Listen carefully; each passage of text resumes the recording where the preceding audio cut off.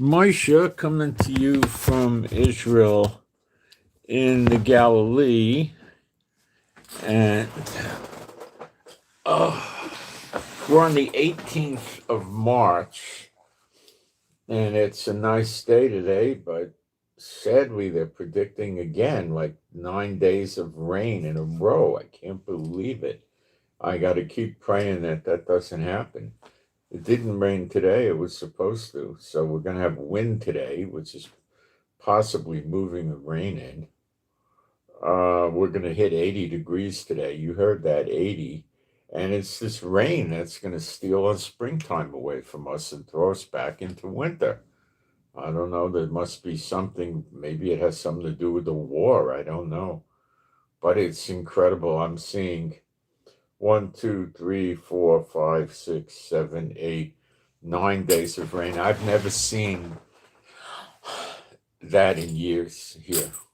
In years. I haven't seen it here in years. It just goes to show you that if you just remember when we hit redemption, don't let the people start sinning in the country you live in, because then this kind of stuff happens. It's horrible. Okay? Your economy goes to say, see, God chastens those he loves. He doesn't love the Satan bots, okay? So he doesn't chasten them. So they get away with it and they love it and they punish you. You can't let them do it. Look how few people actually are out there tossing them, demon tossing them. Look how few. What does it say in Mark 16, verse 17? These signs shall follow them that believe. In my name they shall cast out devils. So am I supposed to assume that if they don't cast out devils, they're not real believers? Well, there's a chance that a very small amount of them are stuck in the churches and don't know any better. But the reality is, yeah, by their fruit you shall know them. Yeah, they won't do it. They're scared. They won't. Try talking to them about tossing demons out, and watch the excuses they make and how they won't do it. You're surrounded by people that are called but not chosen. We all are. The tares. Matthew 13 tares. We'll go through that today, I guess. All right. We're going to cover what's going on in Iran. It came to my attention like in the last week, 470 or a figure to that, something like that. Transport planes came from America to Europe. And that from Europe, they probably came into the Middle East, or they shortly will, without any transponders. And then we wouldn't know if they came or not. I imagine they went to Europe. They landed, they refueled, they got out, they got coffee, they got a break, and then they got back on and they flew without their transponders to the Middle East. That's what I think. Or maybe they spent the night and then the next day they flew out. I don't know. It could have been they went to Europe and then went back to America, and then they're going to shuttle the equipment in as needed. So Trump is going for a ground invasion, and Trump has also got to open up the Straits of Hormuz. Listen, 2,400 ships, at least, some say 3,000, okay, is trapped in the Middle East, in the Persian Gulf, because Iran has shut the Persian Gulf. They have not opened the Persian Gulf. The Persian Gulf is not open. There were something like 17 incidents in one day, the other day, another day or so previous, 1 or 2 days previously, something like, I think maybe it was a day and a half. Anyway, there was 16 incidents of projectiles and 1 incident of something else, maybe a mine, but nobody blew up from a mine in one day. So they're trying to take ships out. And this was at most 2 days ago. Could have been yesterday, probably 2 days ago. So this is because here I am in Israel, and it's the morning on Tuesday, and you're still sleeping in America and Canada and Mexico and South America. So, you know, probably at the most 2 days ago from Israel time. From America, you'd say a day before, you know. And so, what's up with this? Obviously, something's up. Trump is trying to get people to other countries to help him in the fight, and they won't do it. The snare. Jeremiah 50, verse 24, the snare. And moving all this military equipment over here, the snare. Moving troops over here, not so much the snare. He's not moving that many troops. He moved some soldiers into Singapore and they're transporting to the Middle East. They were stopped in Singapore, but I don't think it was, but I don't know, 2,000-3,000 max. You know, it wasn't that big a number.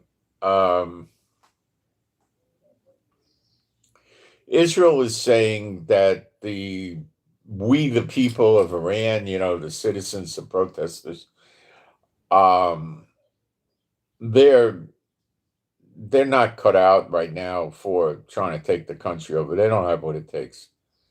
They don't have the guts, the stamina, the wherewithal, the training.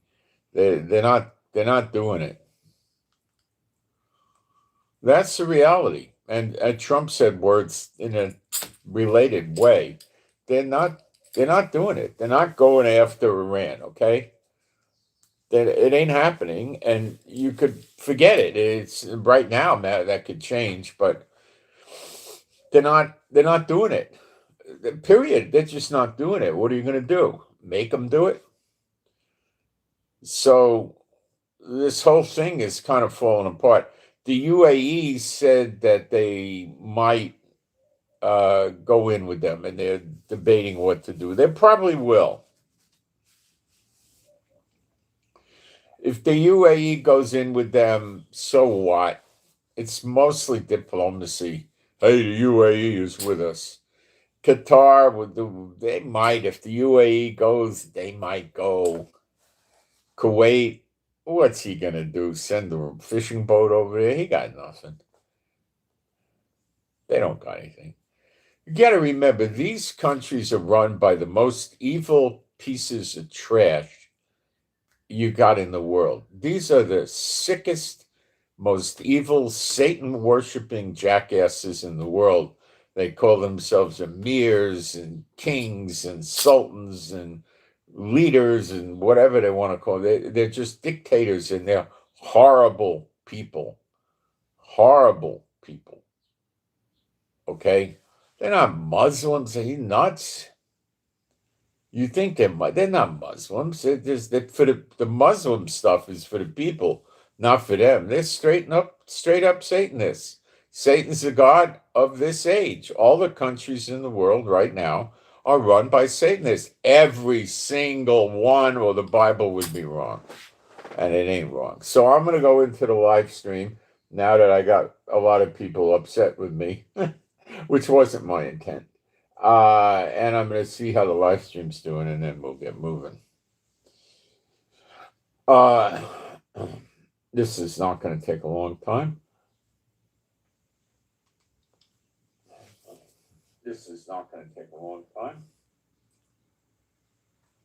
We have sound and picture. Let me turn the sound down.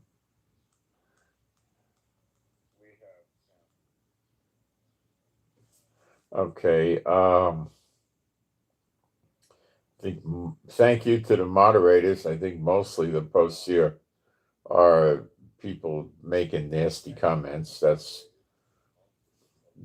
how much they like God and they like the Bible and they like the Jews, you know. Uh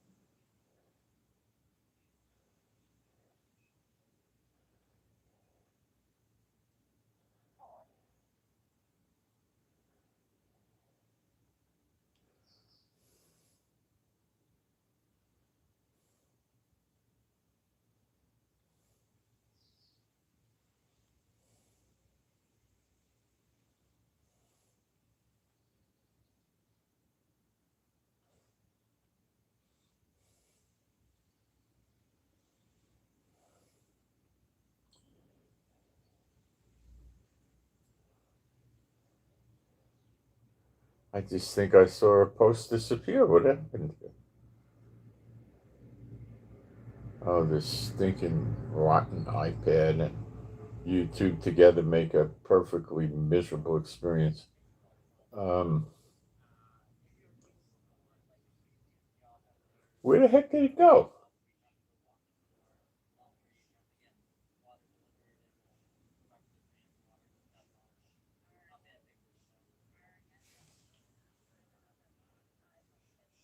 Oh, the jackass thing shifted me to someone else's live stream. No wonder I can't find it. What a piece of junk these iPads can be.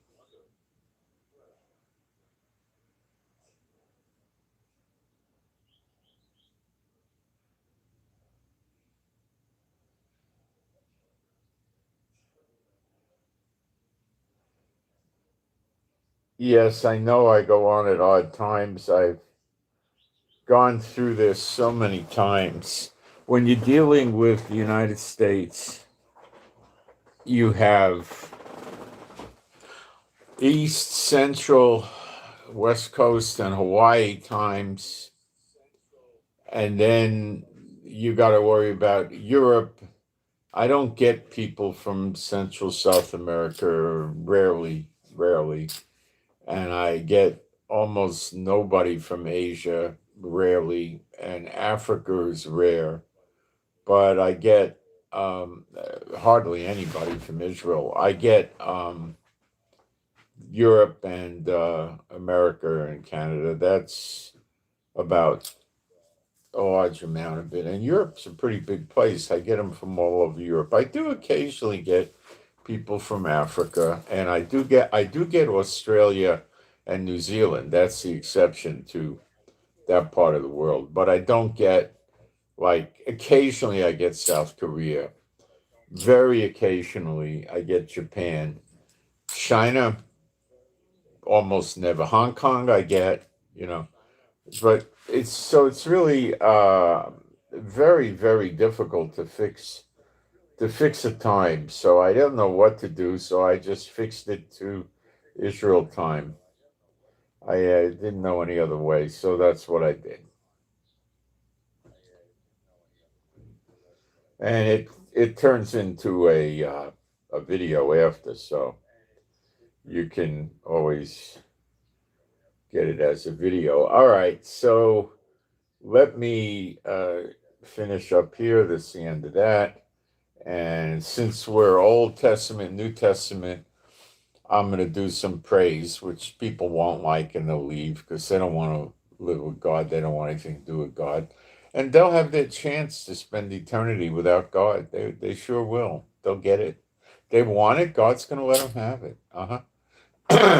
Darkness too. They like the darkness. They'll be living in darkness. Okay, there is no God like Jehovah. There is no God like Jehovah. There is no God like Jehovah. There is no God like Jehovah. There is no God like Jehovah. There is no God like Jehovah. There is no God like Jehovah. There is no Messiah like Yeshua. There is no Messiah like Yeshua. There is no Messiah like Yeshua. There is no Messiah like Yeshua. There is no Messiah like Yeshua. There is no Messiah like Yeshua. There is no Messiah like Yeshua. Okay, so let's take a look at what it appears Trump's next move is. And Netanyahu and him fall in sync with each other. So the next move is going to be opening the Persian Gulf, because that's going to cut the oil prices down and get the oil flowing. Right now, the biggest manufacturer or producer of oil, running it out of refineries, is the United States at 13.8 million barrels a day. Then you're followed by Russia. It's another country. I have it written down. I'll read it to you in a little bit. I don't want to forget, we got a prayer request here, one prayer request. And I'll tell you what it is. I already prayed. So I'll tell you what it is, and you can pray for this person, okay? If you're a believer. The initials of the person is IF, India Foxtrot. IF, India Foxtrot, IF. Pray for healing from gastric distress and nausea, stomach problems. So for IF, India Foxtrot, pray for healing from gastric distress, stomach problems. Okay? Nausea too, which fits in with the whole thing, right? So,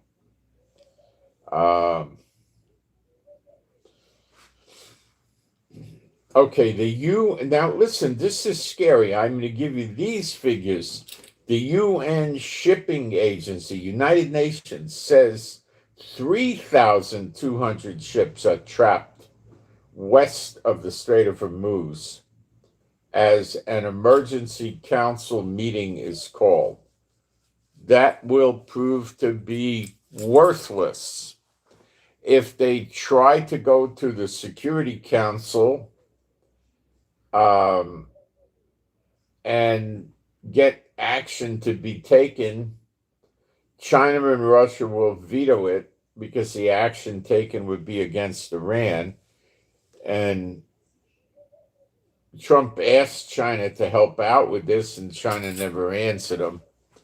They're not going to do it because China's going to get passage through the Persian Gulf from Iran with his ships. No one's going to shoot him, and the Americans won't either.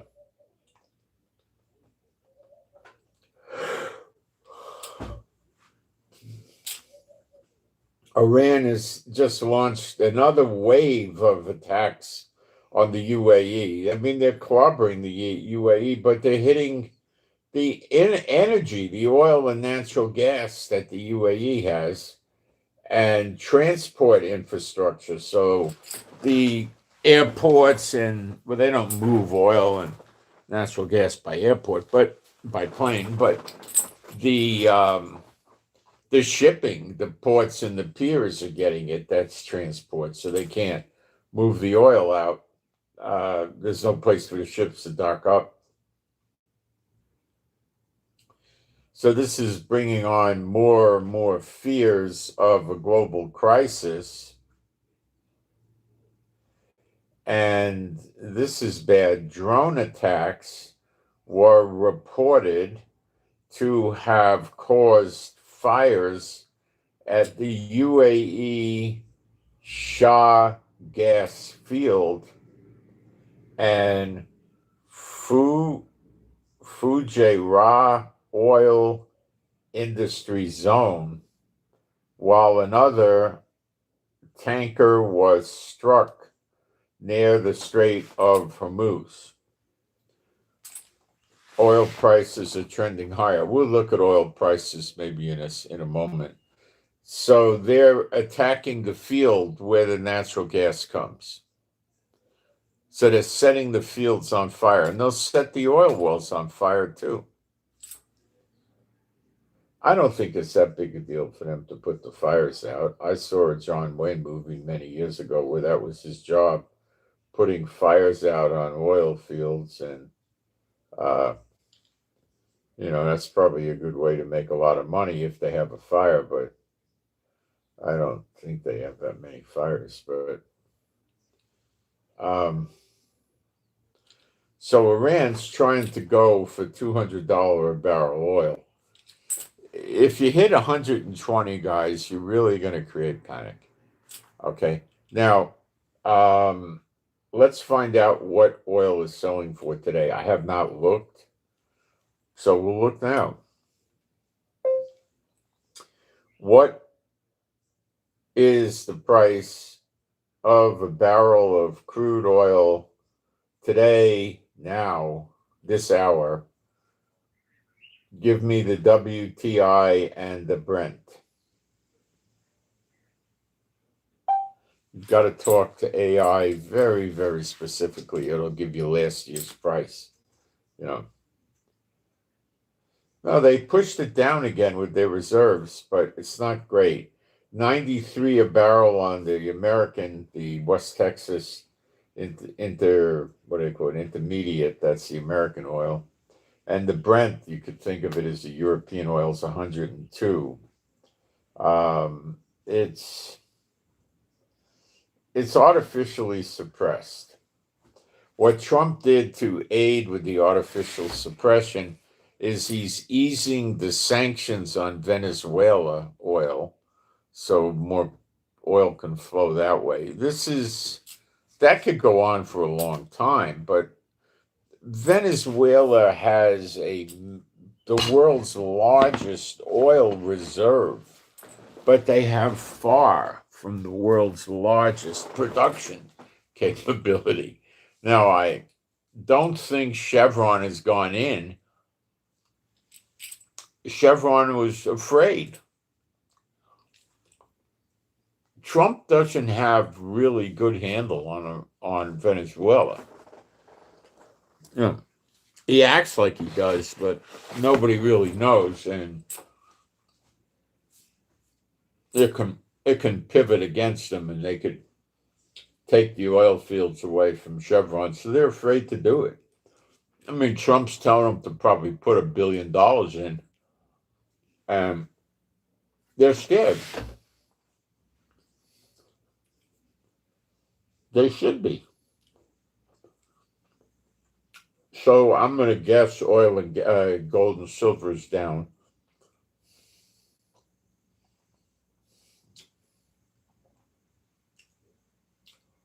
May not be, though. Let's take a look. That just takes a second. We'll go to Kitco. Yes, it's down, but not much. $5,009 on the gold and $79.92 on the silver. This is all artificially suppressing things to, Trump and maybe a couple other countries are doing this, and they're just trying to impress on Iran. It ain't working, and see if Iran will give up. But Iran's thinking they're going to win, okay? That's how dumb they are. Look, does Satan think he's going to win against God? Sure he does. He keeps fighting against God. He keeps losing ground. He's losing, and he keeps fighting, and he loses. That's the father of the people running Iran, the Satan, in the same way. We don't know who the leader of Iran is anymore. That Lit Juni, or whatever he was, the big shot, he got killed, and his son got killed with him. Iran said, "Oh, we're going to retaliate against you for that." You know what the reaction of Israel and Iran and America's going to be when they threaten like that? Oh, yawn. They're not going to pay attention. Who's running Iran? Trump wasn't kidding. He says, we don't know who to talk to. We don't know what's going on. All the people we knew are dead. He's right. We don't know who's running Iran. The kid of Khomeini, last we heard, he's in a Russian hospital. Well, who's running the place? We don't know.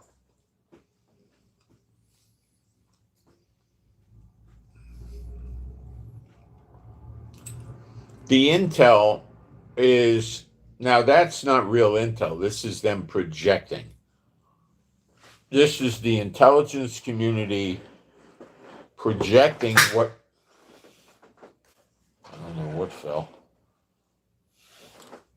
Oh, I pulled the plug out. No, I didn't. I don't know. Something went wrong. Hold on. Oh, I pulled the extension cord. That's not. Okay, so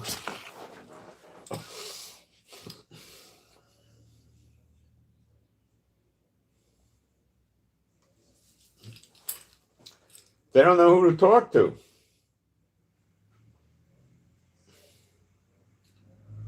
They're not really bright people,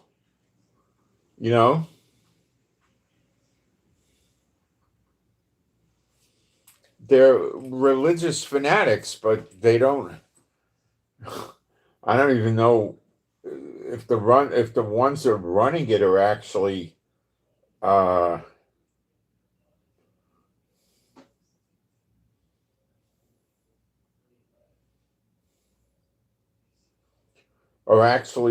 Satan bots or they're believers in the Mohammedans thing. Um,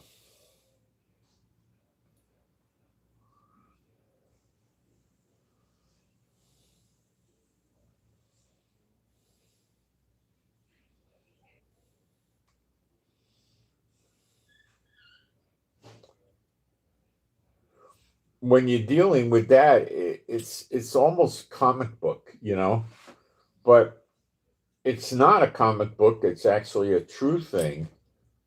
Um, it really is.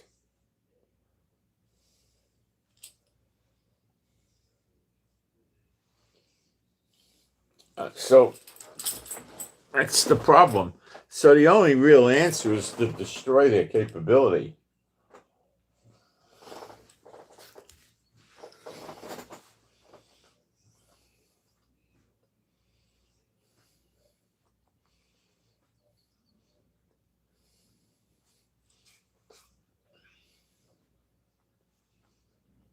And that's where Trump said it.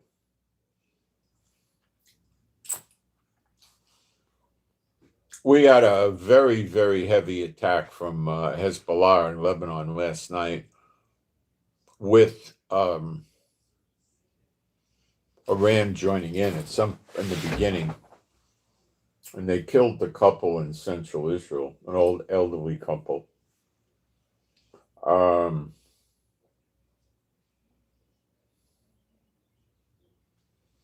Trump says, we're not ready to leave Iran yet, but we will in very near future. Trump says NATO allies refusing our request to secure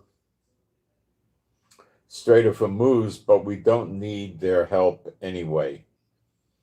The UAE says it's open to joining a U.S.-led naval effort to protect shipping in the Straits of Hormuz, but no finalized plans yet. So that would be Trump's first joiner.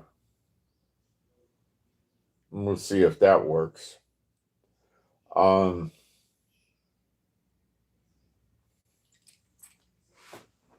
See, they're afraid of war because they're getting a lot of tossed salad and whole enchilada. They're cut off from their spiritual cursed advisors.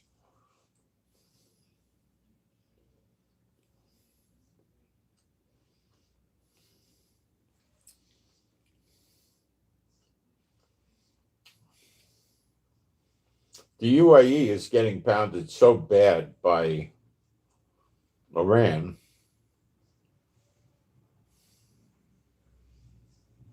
They'll join anything to break them. Now, there's a school of thought that I don't believe Trump believes. I don't think Trump believes it. I don't think Netanyahu believes it. But there's people on the social media that do, that they're going to break the spirit of Iran if they open the Persian Gulf. They're not. They're not. That's not what Iran's about.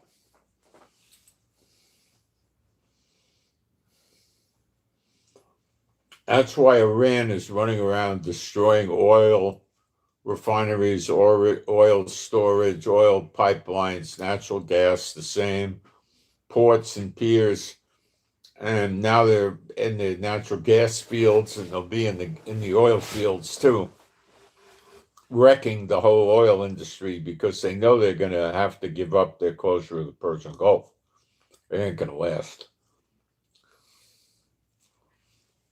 So their position is great. The Persian Gulf's open, but who's got oil? See the point?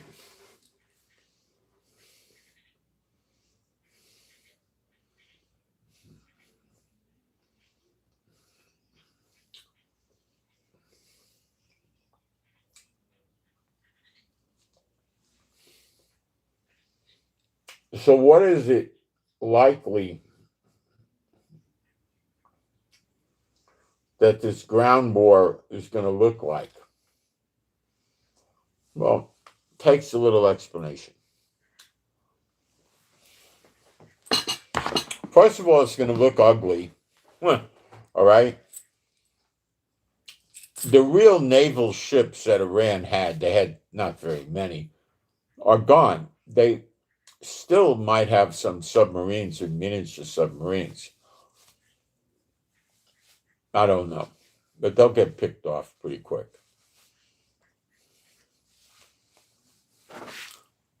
KHARG, Karg Island. In the Straits of Hormuz, the pincher point in the Persian Gulf. It has all sorts of Iranian stuff on there to help close the Persian Gulf, like missile launchers. It might have had artillery, radar, or various things. It's been attacked heavy. It also had ports and piers where oil tanker ships could dock up, and they'd run hoses into the ship and fill it up with oil, and the ship takes off and goes someplace, delivers the oil. That was where I believe 90% of the Iranian oil went out.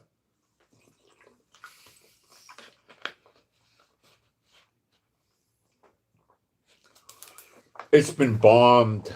Their ability with the tanks of storage oil and various things like that has also been attacked, but not, I don't know how completely, but it will probably get completely attacked.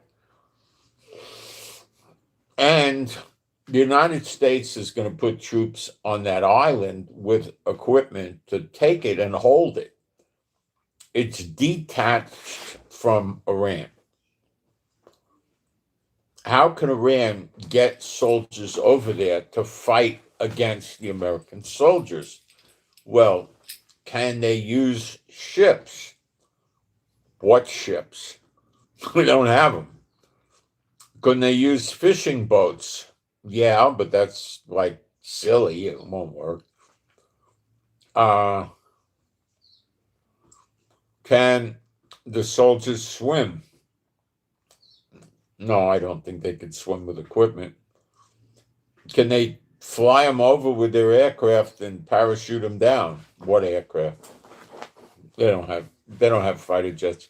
In other words, they don't have a real way to deliver the soldiers onto the island. Okay?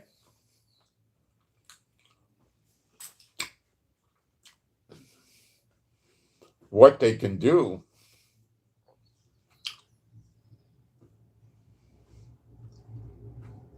is attack the island with the American soldiers and equipment on it heavily. Now, how do you do that? Well, you shoot missiles at it from mainland Iran.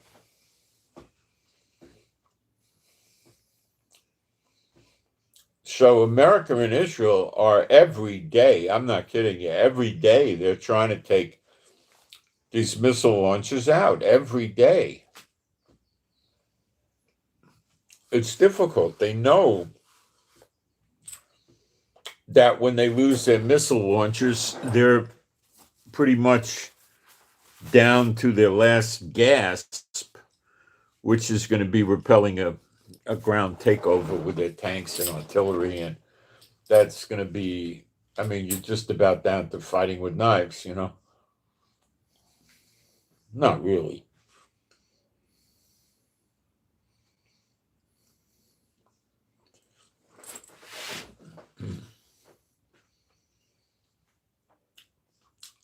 This Karg Island plays a role in shooting at the ships with anti-tank missiles, anti-aircraft missiles, one more time, anti-ship missiles, but they also substitute anti-tank shoulder-fired missiles, which can be used at a close range. So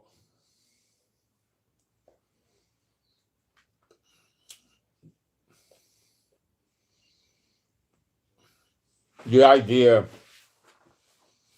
is to hold that island,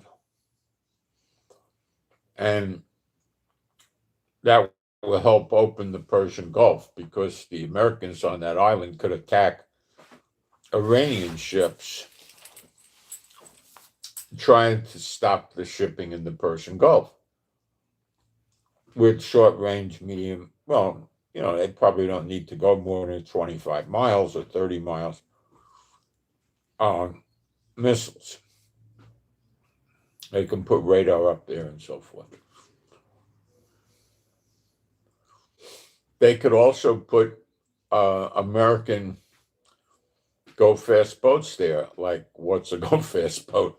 Well, a Coast Guard cutter is a very sophisticated, much larger go-fast boat that has a lot more weapons.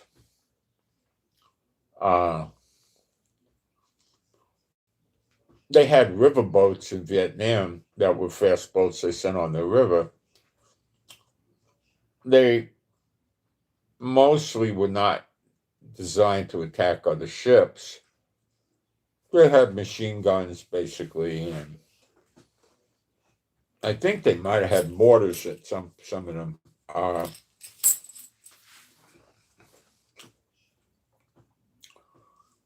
Basically, they put a couple of 50 caliber machine guns in the thing. Did it have artillery? I don't think so. Maybe some of them did. They all varied, The PT boats in World War II were dangerous boats for the enemies of America. Those things were big enough to sleep on. They had bunks, they had a kitchen. I mean, it wasn't much of a kitchen. They had a toilet. They had communications. I don't think they had a shower. I think they just took a hose.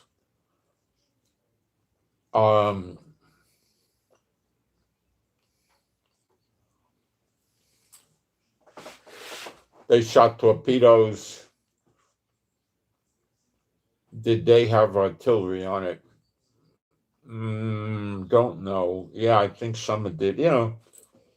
Basically, they were running with. They had some depth charges at one point, I think, but they couldn't have enough to really be serious. They might have had 20 millimeter gun and a 50, something like that. They were designed to destroy ships. A 20 millimeter gun, it was very, very dangerous for a ship, because it's a machine gun and you're gonna pound rounds into the ship. And they had armor-piercing incendiary rounds go through the hull of the ship easily, and it would be burning phosphorus or magnesium or something like that and start all kinds of fires inside the ship, which causes explosions. It was a pretty lethal sucker. And it did have an ability to shoot torpedoes off the deck of the ship. I think some of them had 4 torpedoes, 2 and then 2 behind it, something like that.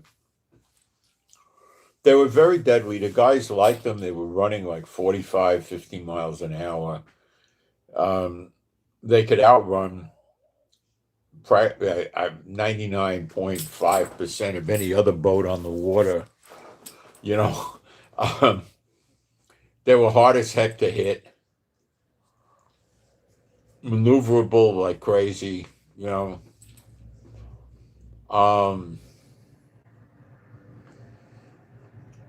Well,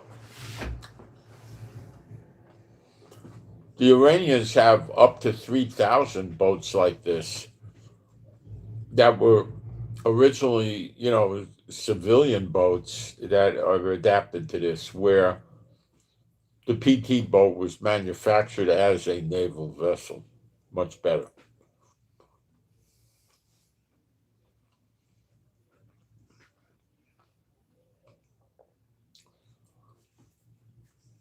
America hasn't bothered sinking them yet, and they'll have been using those to harass shipping, and they have Navy drones, and it's going to be a bad fight, the Persian Gulf. That's why the other guys don't want to get in it. They don't want to lose their ships. It's going to be ugly.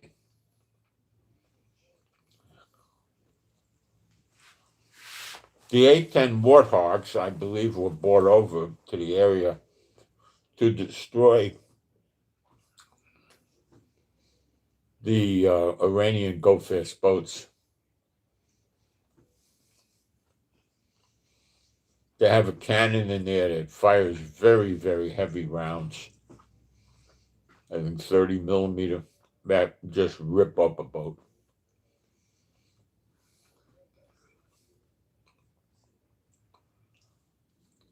A burst of 5 or 6 rounds hitting a small go-fast boat is literally going to break it in pieces. And likely start fires, if it's incendiary for sure. And that's it. What do the guys do? They grab their life preserver and they bail. And they wait for somebody to pick them up, which may or may not happen, probably happen.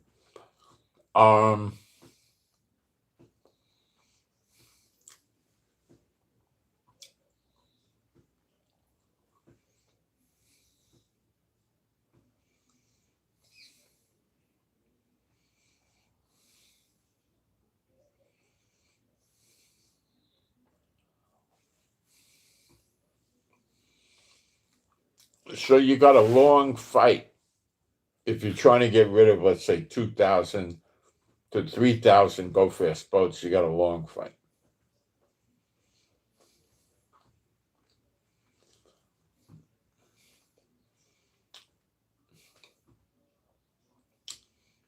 This is transitioning away from a very safe air war to a boots on the ground, far from safe fighting.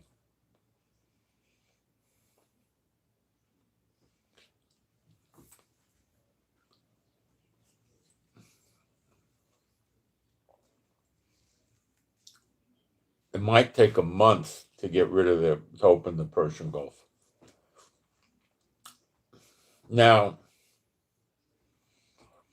we need to talk about what happened to the Gerald Ford aircraft carrier. Now, I'm telling you, I've seen this before in the Red Sea area with American aircraft carriers, and a few times, they were damaged. The Gerald Ford aircraft carrier was significantly damaged. They are fessing up to there was a fire on the boat. Now we find out the fire on the boat injured 200 sailors. Now,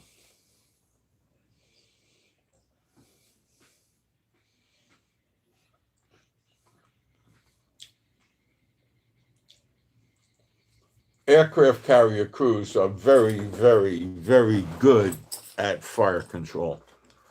It is a massive theme on the boat that everybody understands fire control to varying degrees.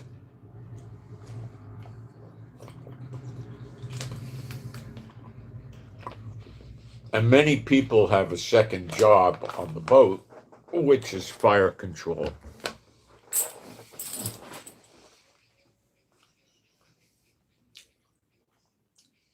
You've got all kinds of fuel on the boat, all kinds of bombs and weapons and bullets and explosive things that go boom. You're making huge fires with the jet engines and the flames coming out the back.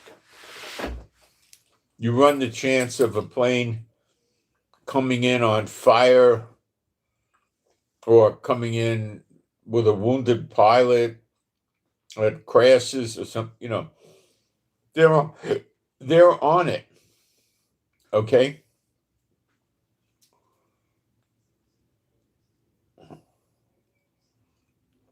Oh, if I'm going to read that 2 or 3 guys got smoke inhalation problems, that's okay. All right?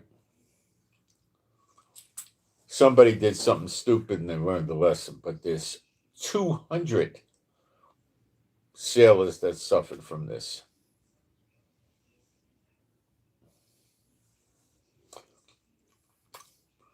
This was not a regular accidental fire that they deal with. This was an attack. They got hit. And an unexpected explosion occurred, followed by fires. And they had a very hard time putting it out. Very hard. And they got it out. Now they're going to Greece, actually Crete, for repairs to the boat. Then they're going to be redeployed back to the Middle East. So Trump's down to one aircraft carrier. The French have something in the area somewhere, Cyprus, I think, and the British aircraft carrier might be there. But they're not helping Trump or America or Israel. Okay? They're telling Trump, NATO countries are telling Trump, we told you not to be the policeman of the world. And then there's people that are going to tell me America's not the daughter of Babylon. You can't help everybody. So what the heck's going on? It got hit. And they didn't go to Crete to heal or get medical for the 200 sailors. They more than likely had capability like that on the boat, or they could have got it in theater. Israel could have treated them. Saudi could probably treat them. UAE, several countries could treat them, okay? All right, so they...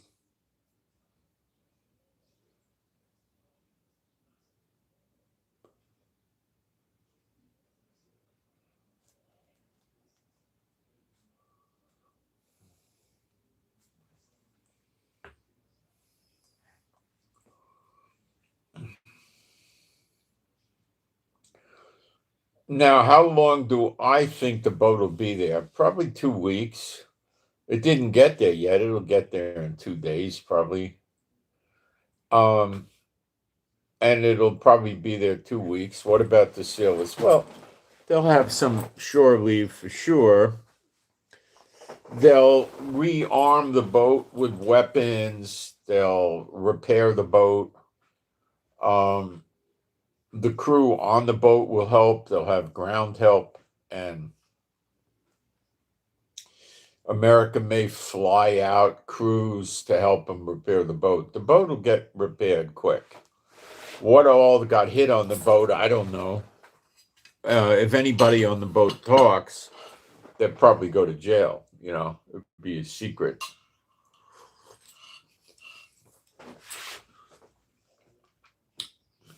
These aircraft carriers are a big liability.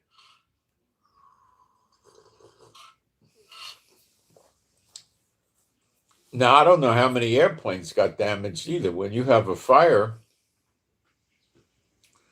with 200 guys with smoke poisoning, that was probably in the interior of the boat. So I have no idea how many ships got damaged, if any, how many airships or planes got damaged, if any. I don't know.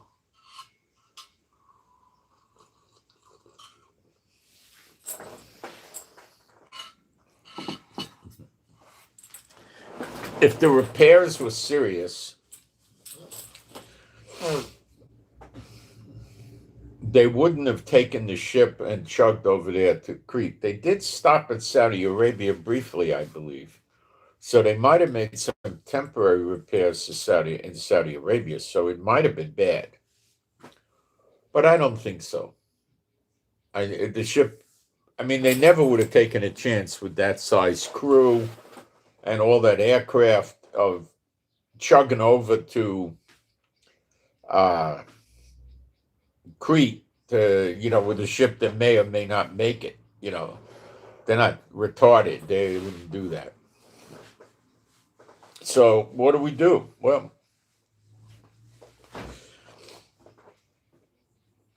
Trump lost some of his aircraft because the ship's not here, but he's still got plenty. And he could easily ask Europe and the United States to bring over another 40 or 50 or 60 planes. He could put them in Israel, Jordan, Saudi Arabia. He's got places. Saudi has been getting hit with some frequency, so those places may not be such good places. I'm not sure.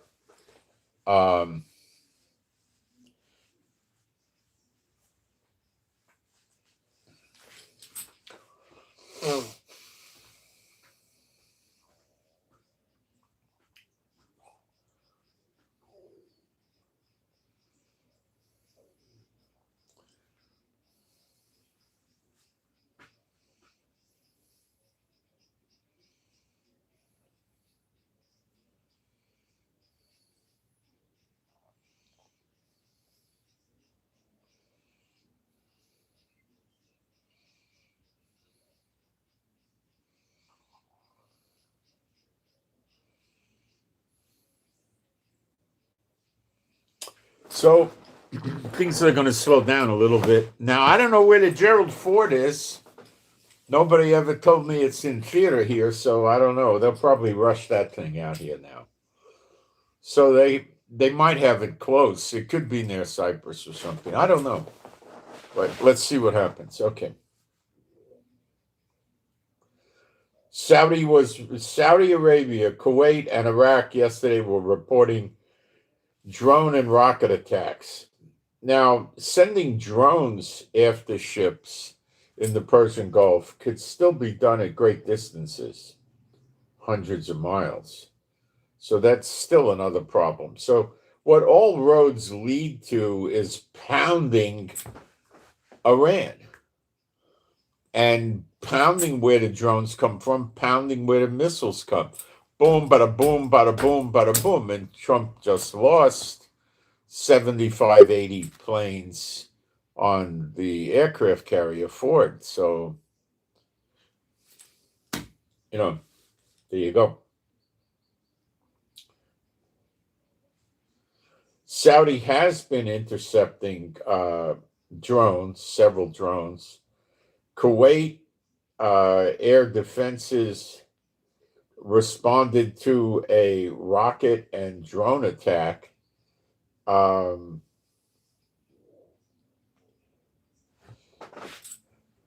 Saudi defense minister says in two statements, it has destroyed a total of 6 drones in the past, in the east of the country, in the east of it.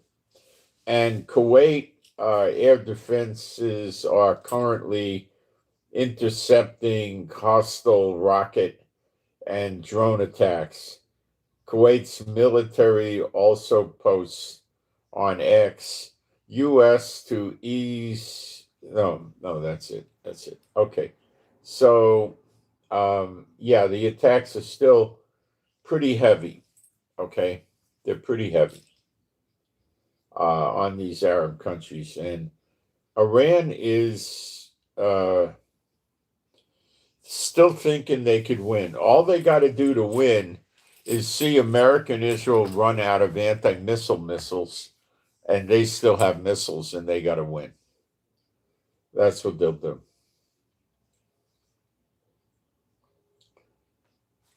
They would hope Israel comes to them and says, we want to have a ceasefire, and they say, no, leave Israel or we'll annihilate you. Abandon Israel. Leave your houses, leave your cars, go. That won't work. That's not in the Bible. That doesn't happen. So it ain't going to happen. They'll tell Trump to do the same thing with his bases. Now, this is the days of the destruction of Elam, which is most likely Iran and Iraq. I read this about the United States, and I was really shocked, okay? U.S. typical family needs are now $145,000 a year to thrive. Now, thrive means you have a nice life. You have a car every 3 years, you take vacations, you eat out, you buy good clothes and stuff like that. Nice house. But, that's not that many people are making $145,000 a year.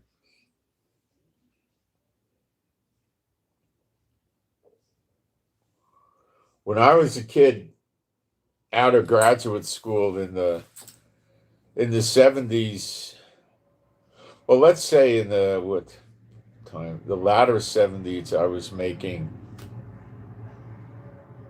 what 3,000, 3,300. I think was getting about 3,300 a month. Okay. And I was driving a new Porsche 911S, and I was having a nice life. Very, very nice apartment I was living in with a complex, had like 4 swimming pools, a lot of swimming pools. Uh, Ate out most of the time. Um, I didn't eat breakfast those days. I had coffee for breakfast. I went out for lunch and I went out for dinner. I rarely would cook. I mean, I would cook once every 2 months. I mean, I didn't cook. I was single. That was a good life. 50,000 was and that was in San Francisco area. 50,000 was very prosperous. If you made 50,000, you were doing really good. Okay, really good. Um, then even around 1980, I was making about 42.5, and that was really good. I mean, you could buy whatever you needed. I had a Corvette then, and it was easy. Life was easy. 145,000. You were a cardiac surgeon in those days. Uh, Really, or something like that, or a neurosurgeon maybe. You were that way up on the food the food chain. Uh,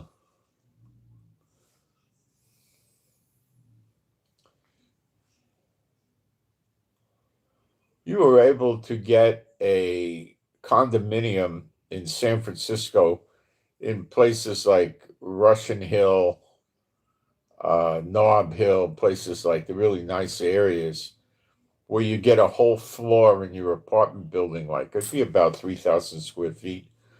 You'd have balconies. You'd usually have 2 or 3 balconies. Some of them would be 50, 60 feet, 40 feet, 60 feet, and they would be pretty wide. So you'd be able to go out on the balcony a lot and overlook the water, the bay, and it was beautiful. I mean, these places, when you opened up the door to go into these apartments, and you would see right out the panoramic windows, sliding glass doors to the balcony, and you'd see the blue water. It was shockingly beautiful. It was really a nice place.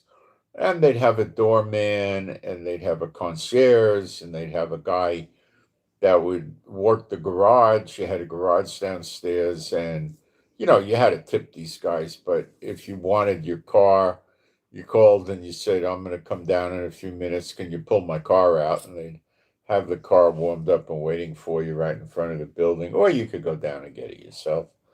And $250,000, you could have a place like that. Today, I don't know, probably at least 6 million, something like that. Uh, I never had that. I had money, but not in San Francisco. But that was a fantastic city. In the early 70s, it was a double fantastic city. It really was. Um, the late 70s, it became, they used to have LGBT. Well, they didn't, San Francisco didn't have LGBT. It had men, gay men. And they had an area called Polk Street that was maybe 5 blocks, was a lot of gay bars and stuff, you know. And they had obscene names. I don't want to repeat them. Right outside on the sign of the bar were very obscene. Uh, then they had the Castro district, which was really just 2 or 3 blocks. That was your gay San Francisco. That was it, you know. Um, the rest of it was heterosexual people. There were people with kids that went to school, and babies in carriages in the park, and people walking the dog, and it was pretty normal place. Um, like a regular city, except you had these neighborhoods, and then as more and more it became a thing to move into San Francisco. Mind you, San Francisco was very affordable back then, especially since San Francisco had rent control. So you were able to get apartments for 200 a month. Nice places, not great, not with big views, but nice. And it wasn't a crazy killer place to go. The cable car was 25 cents a ride. And if you had to change cable cars, you could get a transfer, so you could go from the cable car to the bus or another cable car line for free. And now they're $5 a ride. Crazy. So that you didn't need a lot of money, you know. You didn't need a lot of money. Back in the latter 70s, you were able to get a Ferrari a nice Ferrari, which was a 308 GT back then, 22,000, something like that. And today an equivalent Ferrari, 350, 400,000, 500,000 for an entry level Ferrari. But back then it was nothing. You were able to, so you had an easy, you had it easy. And they didn't have the alternate side of street parking. Most buildings didn't have garages, so you had to use the street. So they had street parking, but when they started with the alternate side of street, you had to wake up at 7 o'clock in the morning and move your car, or 8 o'clock, whenever it was, to another side of the street, or you'd get a ticket. It was really a pain in the neck. And then they put parking meters in what appeared to be like residential neighborhoods, but not really residential. Residential next to the shopping districts a little bit. So, like, there would be a big shopping street, and then the side street, they'd go 3 or 4 cars up the side street with parking meters. It was so annoying. They were running the city down in the name of tourism. That's exactly what they were doing. The people that were getting rich in tourism, how do they get rich? Hotels, restaurants, gift shops, the airlines, and I don't know, other things like that. They were getting rich. And they were bribing. They knew what to do, how you bribe the politicians to get the city to do more stupid things in the name of promoting tourism. So they were promoting this cable car ride stuff. It didn't take long, and they were charging $1. Back in the 70s, it was $1 one way. And they had lines to get on the cable car that were, 30 minutes, 45 minutes. And it was transportation for us in San Francisco. It was our transportation. It was beautiful. It was scenic. The guy would ring the bells. It was fun. You went down the hills. It was nice, and it was transportation. I used to go to graduate school on the cable car all the time. I mean, people used it to get around, and they made it into a tourist attraction where it was no longer usable. So they hurt the people, you see. And then they were promoting, rice or roti, the San Francisco treat. Yeah, dried rice with seasoning. It was just crap. It didn't taste like Chinese restaurant fried rice or anything good like that. It tastes like junk. And they rice or roti, the San Francisco treat, and they're displaying the cable car. And they're promoting the cable cars, promoting the cable. And they made them completely unusable for the people that live there. See, this is what happens. Then they open up a place called Pier 39, which was an old pier, and they built it up with a lot of stores that were selling overpriced junk. And it went back about, from when you walked in to the end, it was about 400 or 500 yards. It went out over the water, I think, a little bit. And you had shops there on the ground level and then the upper level, and you had junky restaurants. Like they had a restaurant there called Alcatraz. It was a medium hamburger place. The hamburgers weren't disgusting, but they were far from good. They were expensive. And the restaurant was themed like the Alcatraz prison, because when you looked out from Pier 39 to the bay, you saw Alcatraz sitting on the island. This is the thing, that's a tourist trap, right? That's all it is. And the whole Pier 39 became a tourist trap. So they set up entertainers for street entertainers in Pier 39. They built a pool of water that was maybe 8 feet deep, I think, at most.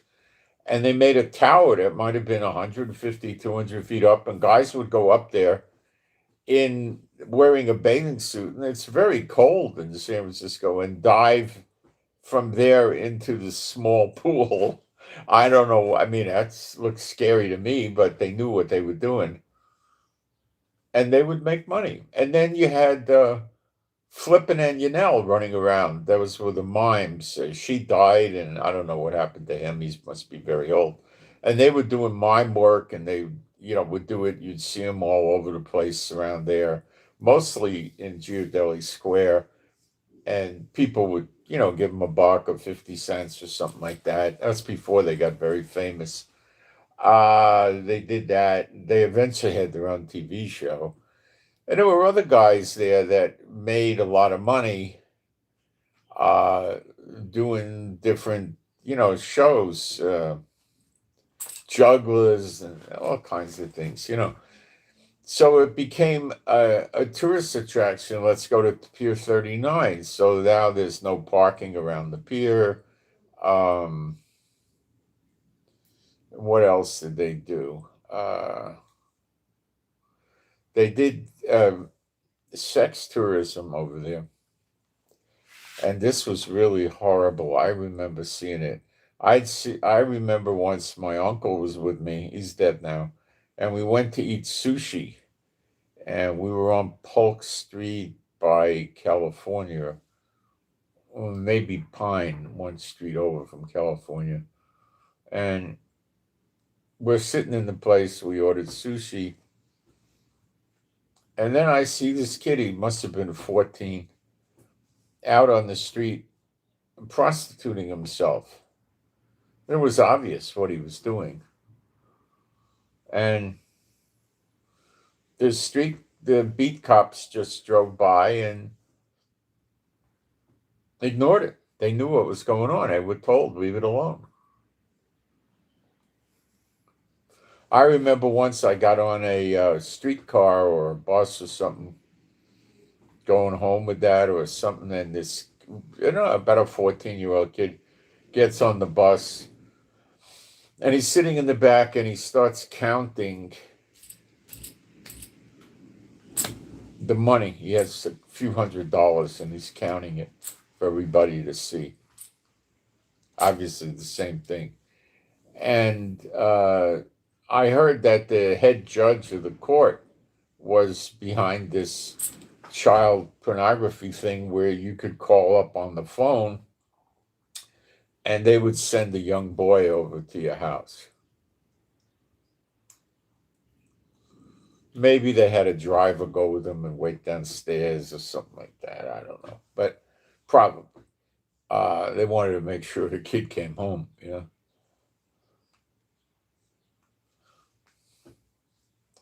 So this went on, and that was a tourist drive because there were people that liked this service that lived in the Midwest and the Northwestern countries and parts of the United States where this didn't go on, so they could come to San Francisco, and it went on.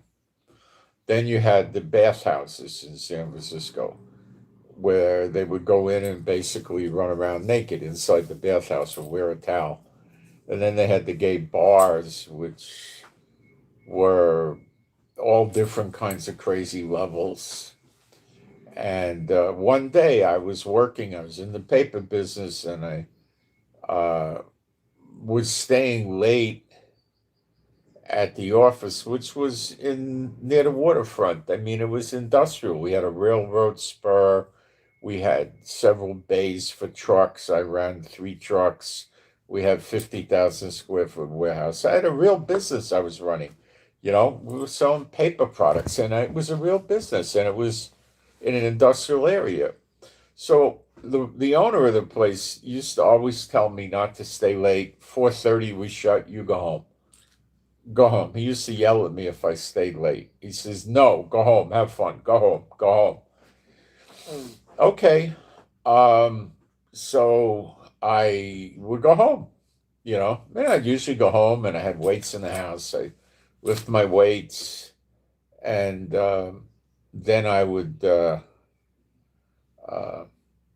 out to usually a Chinese restaurant or something and eat, you know. So one night, I don't know what it was, I was working there late. There's something was wrong. The computer run out, screwed up. I can't remember. Inventory problem is what I really believe it was. So I'm over there, and I used to keep a gun with me. I had a gun in the car. So it was a heavy revolver, a 44. So I had I was sitting in the office. I brought the gun in with me because I'm by myself in the office, and it's late at night.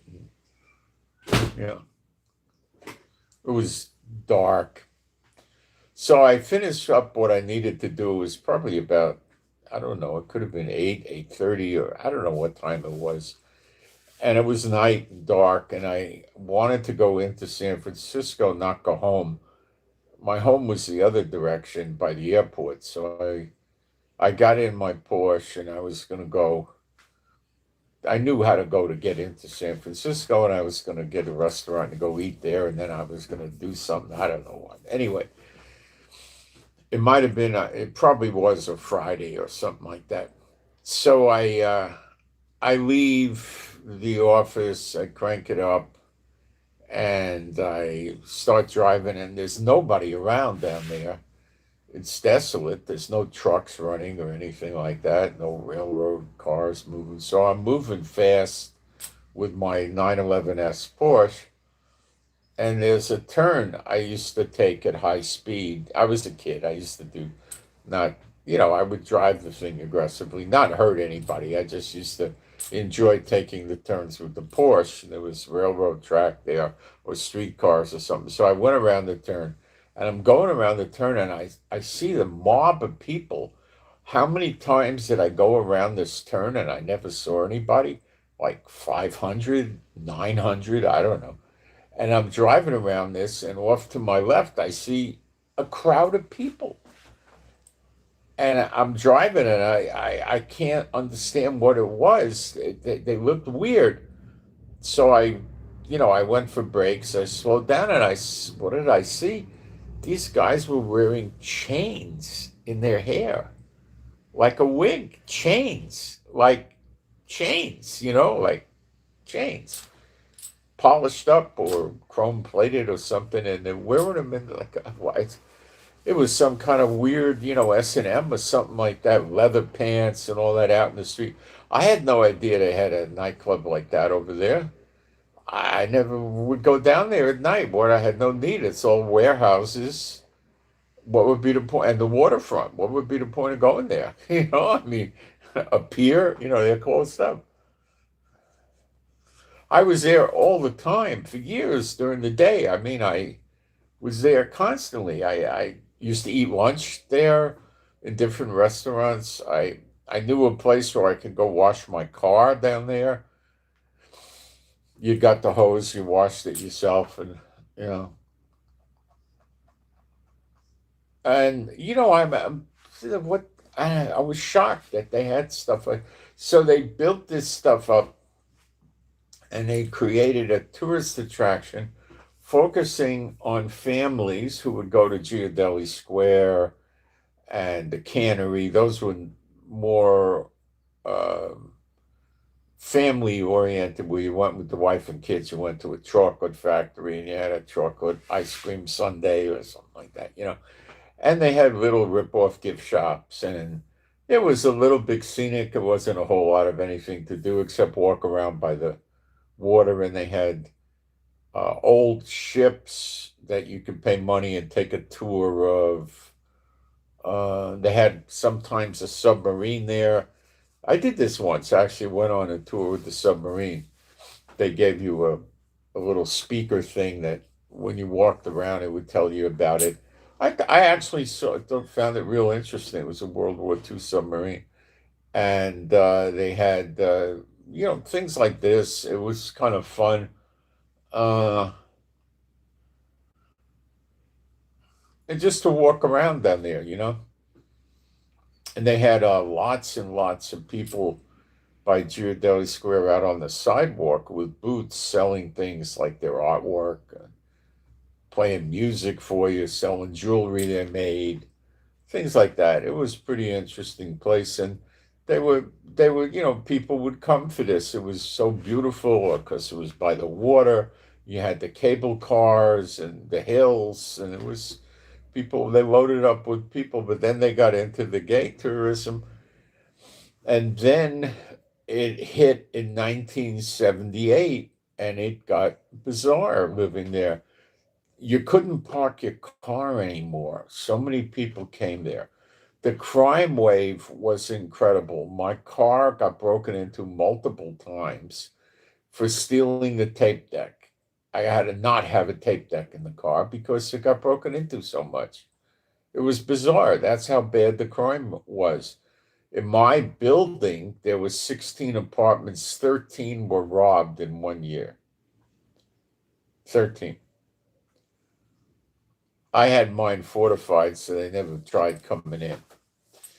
Um, People would try to mug you in the street. I came into my apartment building once, and it was about 11 o'clock at night, and there was this big guy, like a street guy, wearing like somebody threw an old overcoat away, and he was wearing it, and it didn't fit. The sleeves came up to here and stuff like that. He was a big guy. He was about 6'4", and we walked into the building. It was me, and didn't know the word then. It was a girlfriend, and there was another couple with us. And we walked into the building, and I saw this guy, and he started walking at me. So I had a coat that I had my gun in here with a zipper pocket. So he started walking. I said, "My gosh, this guy's, you serious? I'm not gonna try to sidekick him. I'm gonna shoot him." So I went to pull my coat. I opened up the gun. I went for the gun, and the guy knew exactly what I was doing, and he just hightailed it out of there. He didn't want any part of it. He knew I was going to just blow him up. Now, crooks know. They would always read me as a cop, even though I hadn't been a cop for a few years then. they were able to read me as a cop. I'd always get this. They just it imprinted in me, and it didn't go away, and they knew it. And it lasted many, many years because I would meet the threat. I wouldn't get scared. I had an ability to stay calm. And that's the first giveaway. A cop's going to stay calm and calculating, and then he's going to go for a weapon. And what happens next is usually the cook goes to jail or goes to the hospital. Well, the thing they would say, we used to say to them, you know, do you know what the three H's are? And they look at, no, what?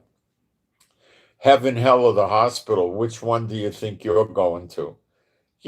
Stuff like that. So, uh, that guy, and I had another time I was working with a friend of mine. He got thrown out of the CIA. He screwed up.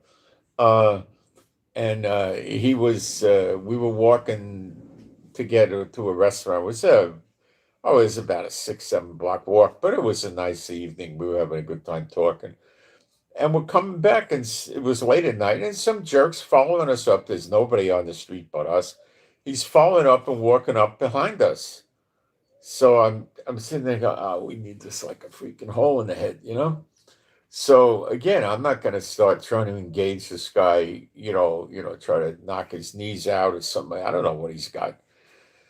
So I said, listen, let's go stand in between these two cars, and I've got a pistol, and if the guy comes, I'll blow him up. We'll get rid of him or something. I probably would have just threatened him, stuck the gun in his face, and that would have been the end of it. So, because it was nothing personal with this guy, he just wanted to get drug money.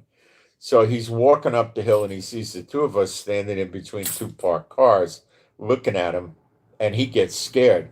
He thinks he's gonna get attacked by us, so he gets the heck out of there. So then I see him go into a very wealthy apartment building. I see him ringing all the bells to get somebody to buzz him in. And there were no cell phones then, and I didn't see a phone there, or I would have phoned him in. I don't even know what happened, but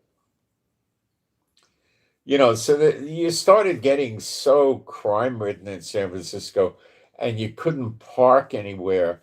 And then you started that. I went to the park near my house when I was I used to go anyway. I don't want to get gross what they would do in the park, but it was just gone. So I put up with it for a little while, and then I moved to Marin County over the Golden Gate Bridge, and that was great. That was really a nice place. That was a good move, and it was a good place, and I enjoyed it. And yeah, you didn't have any. You had the crime debt, too. It was terrible.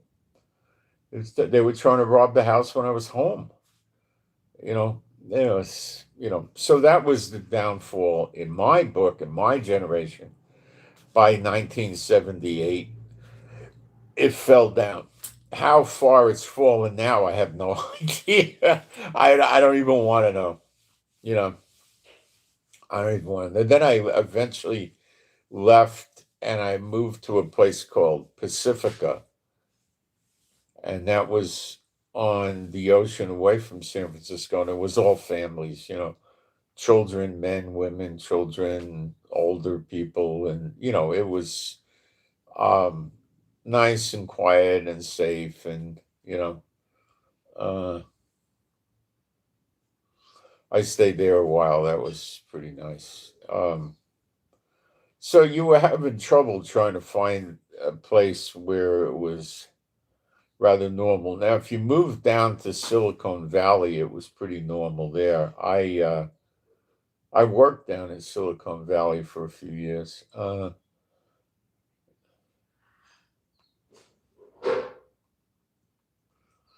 Yeah, but the crime in San Francisco got so bad, you know, so bad. I remember when AIDS hit in '82.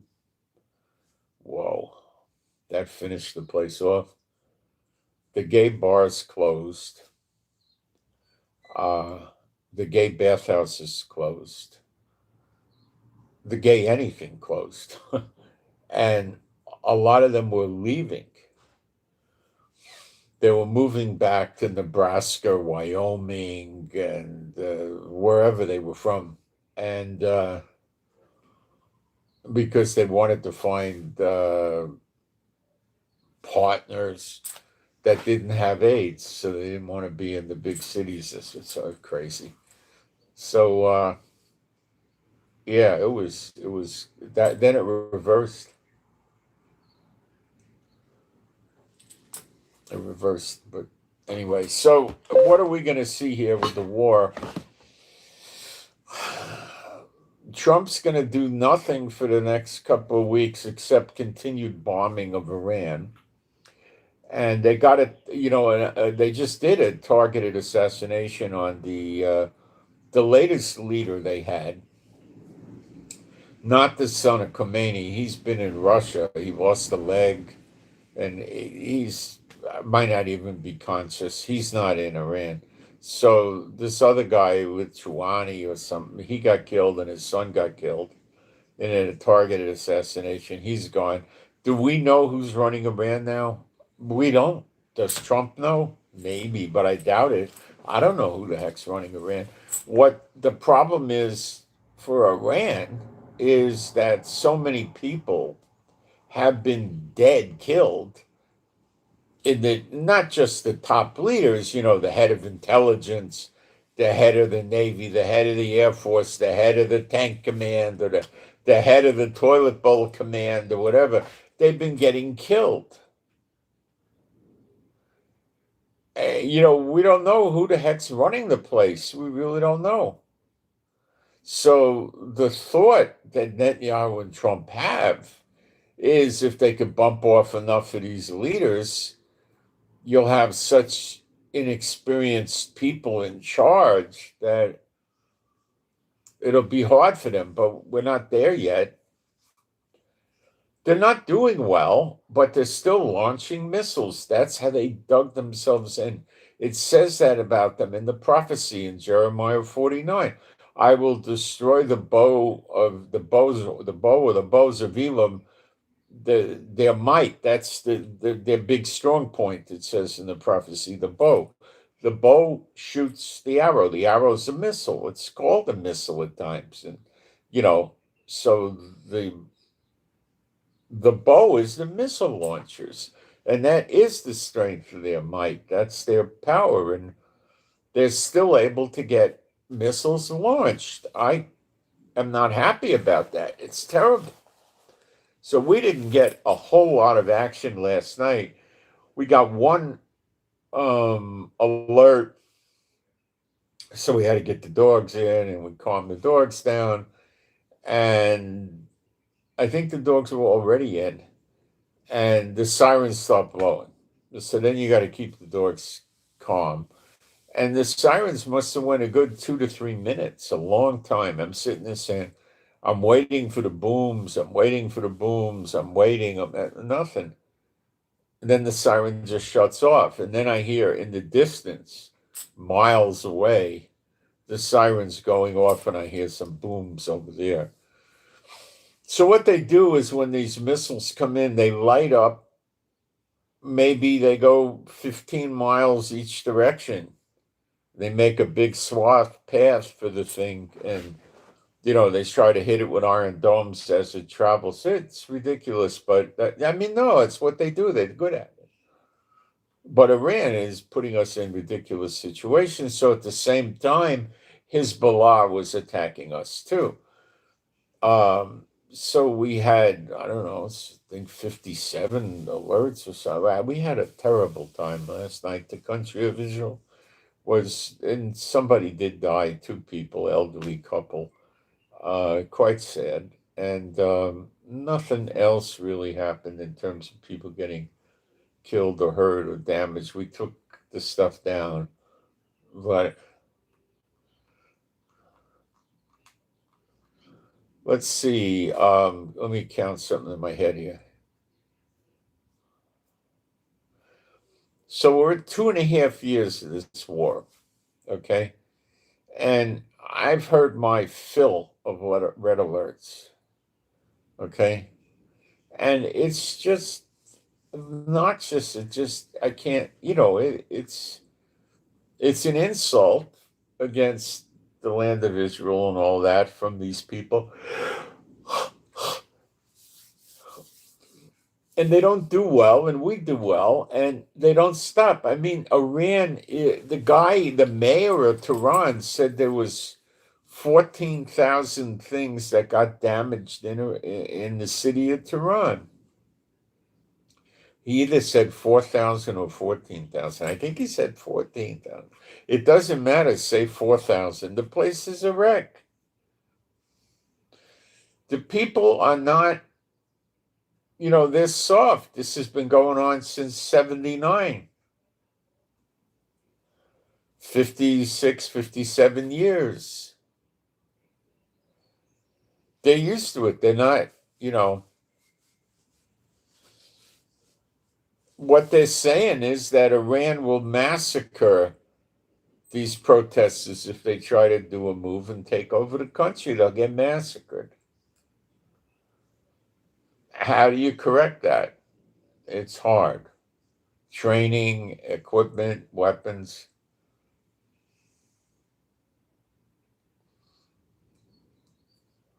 I don't know what their plan is. I think they got contingency plans and they're just trying to see what they can do, but it's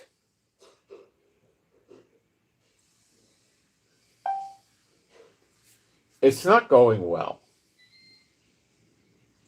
Okay?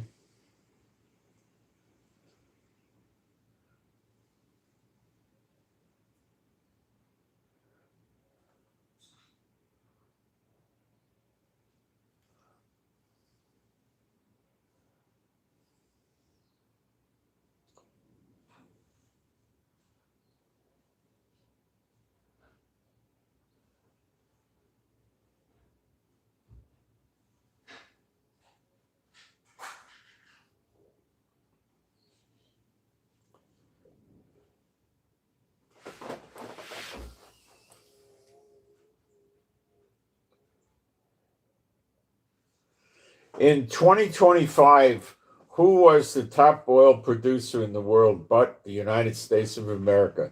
Producer, not biggest oil reserve, at 13.6 million barrels a day, followed by Russia at 9.8 million barrels a day, followed by Saudi Arabia, I think was about 8 or 9 million, probably also 9 million a day, and then came Canada, and I don't remember the count for Canada, but that's a surprise. So, America can survive with the Persian Gulf closed.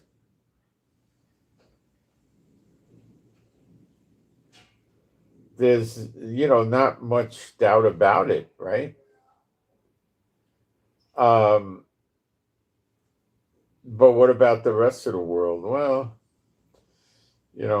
then they drive the price up. But you can keep the price down in America, just stop exporting and, you could do it. And we struck Hezbollah hard last night after they did the strikes, but they kept doing it. It leaked out with our intel. They told us they're preparing to do strikes at us, and they did.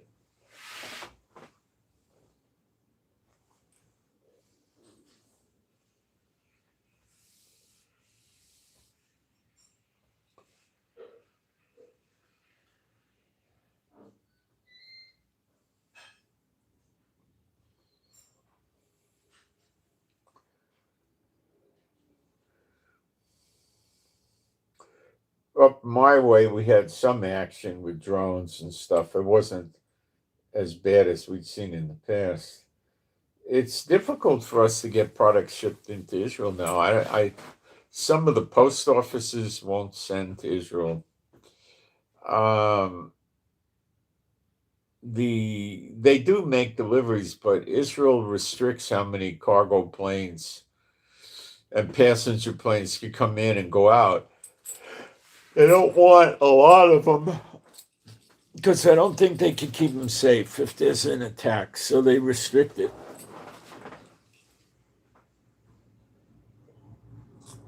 And that's annoying badly. And I don't know how long it's going to keep up. They're really annoying.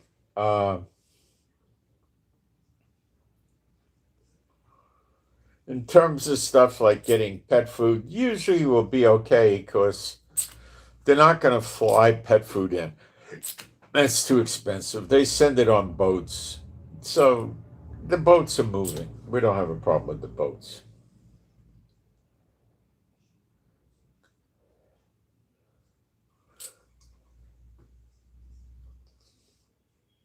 So Trump and Netanyahu were both afraid that if you try to get the protesters to take over, whoever's running the military of Iran, it'll kill all of them. And I think they're right.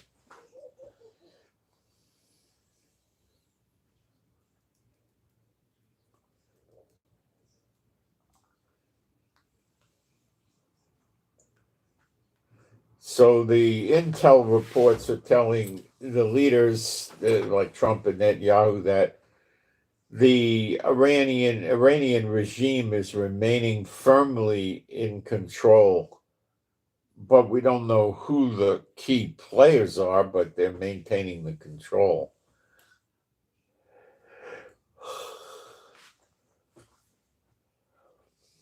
And that's a problem. And don't let people tell you that, oh, their big thing is closing the Persian Gulf. No, it's not. They knew when they closed the Persian Gulf it's going to be a problem, and they're not going to be able to keep it for long. And that's why they're destroying the oil and the piers and the ports and all that stuff for, the Iranians are doing it to the other oil producing countries. The couple that got killed died from cluster munitions.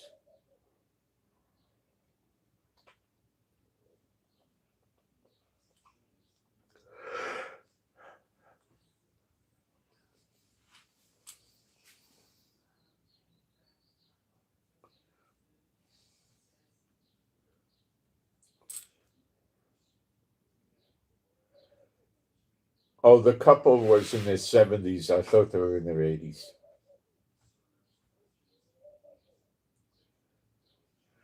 They got hit just a few steps before they got into their safe room, the bomb-proof room.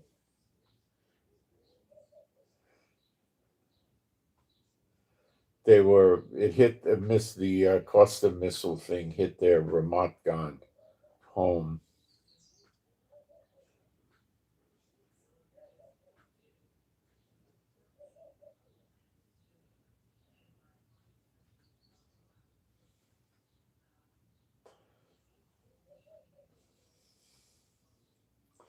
And Iran openly admits to using that stuff against all the laws. They don't care.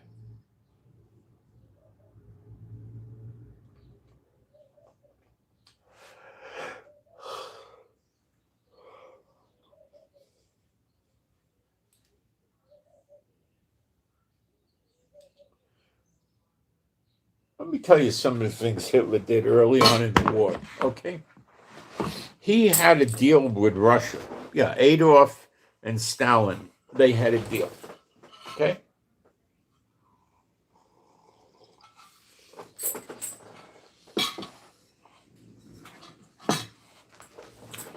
One of the terms of the deal was secret.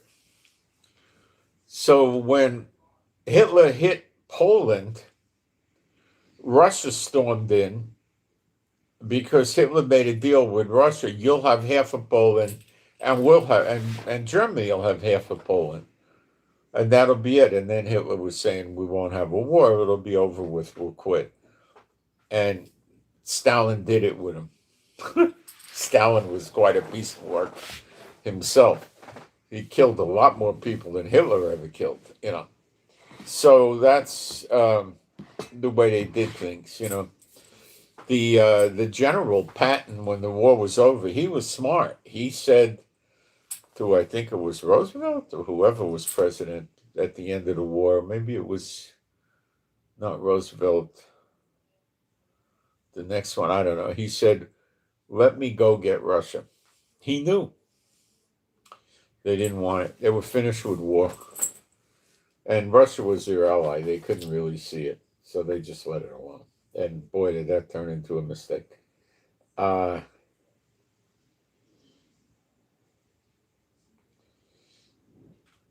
what our newspaper here is saying, Israel assassinations leave Iran with inexperienced but resilient leadership.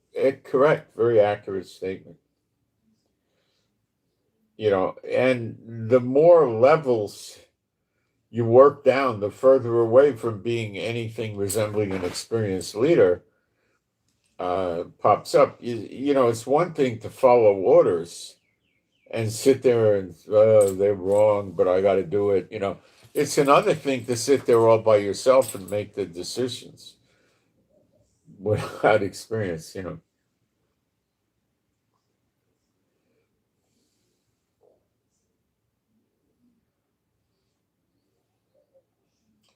Oh, it was nearly 200 sailors that got hurt. It wasn't over 200, it was less than. And there was damages, believe me. There was. They got hit.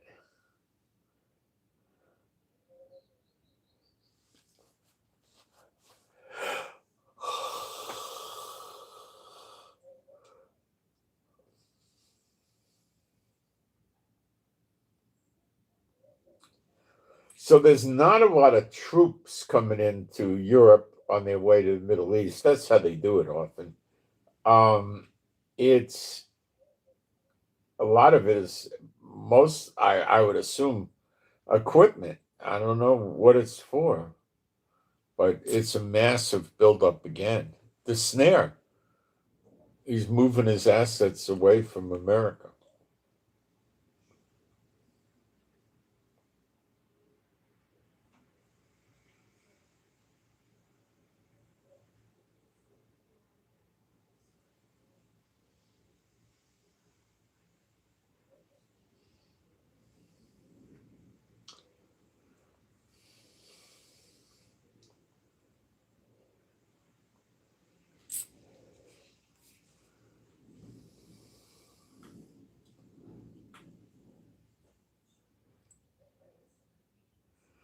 What I believe the Trump plan is going to be is they're going to put troops on that Karg Island and they're going to annihilate anything on other Iranian land, mainland or otherwise, that can be easily shot at the Persian Gulf, the Straits of Hormuz and stuff.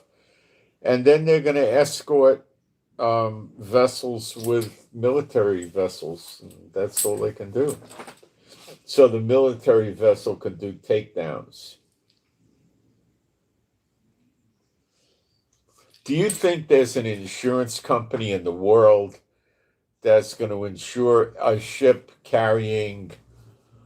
I mean, you could tell whatever you want. You could say toothpaste, oranges, oil, beef. I don't care what you say. Do you think any insurance company in their right mind is going to insure a boat because it's being escorted by a warship that's going to do takedowns? No, I don't think so. That's like going in a war zone, force majeure. They're not going to do it. If you can't get the insurance, they're not going to go. Because if their boat gets blown up, they lose a boat. They lose a $198 million boat or a $500 million boat. They're not going to do that.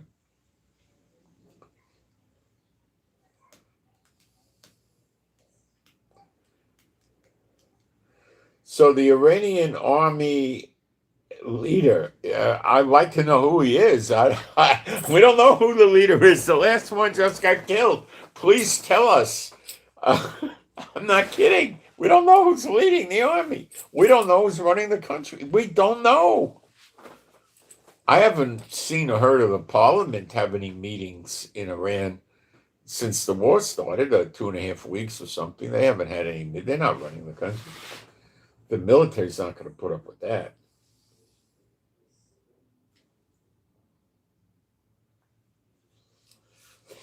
So the Iranian army leader vows for decisive retaliation for the death of the security chief in the Israel strikes. That's that guy that we just killed with his son. So they're saying they're beginning a retaliation operation for the assassination of Larijani and his son, who's dead too.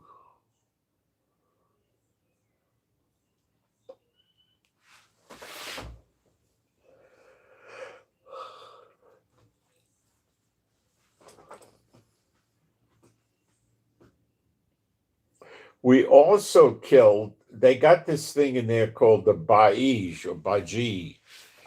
That's a militia type force in Iran that really hurts the protesters and kills them. And their leader got killed too. I believe in the same day, which is extremely recent. So who the heck is in charge of Iran? We don't know.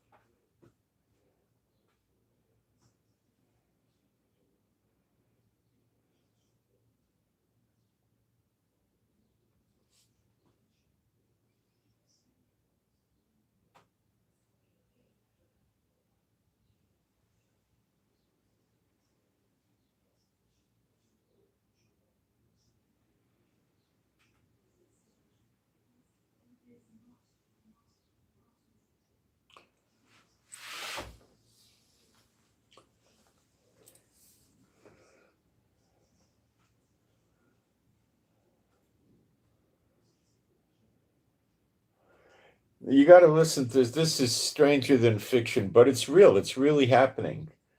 Welcome 10 times. British member of parliament just called on its government to kick the U.S. troops out of the UK bases. This has not yet happened, but he's asking for it. It doesn't tell us if he's a Muslim or supported by Muslims, but he's, not. It's very weird. The U.S. Trump is now saying after NATO refuses to help them, he's saying, "Well, we don't need NATO." He doesn't, because NATO doesn't help. But that's part of the snare. Trump getting rid of NATO. Oh yeah, Jeremiah 54 verse. No, Jeremiah 50 verse 24.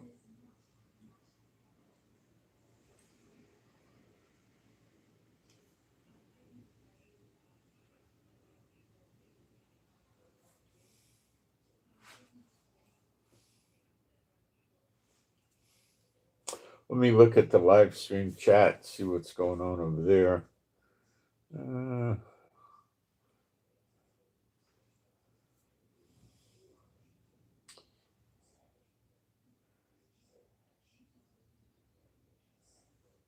See if we got any questions or prayer requests that I could help with. Let's see.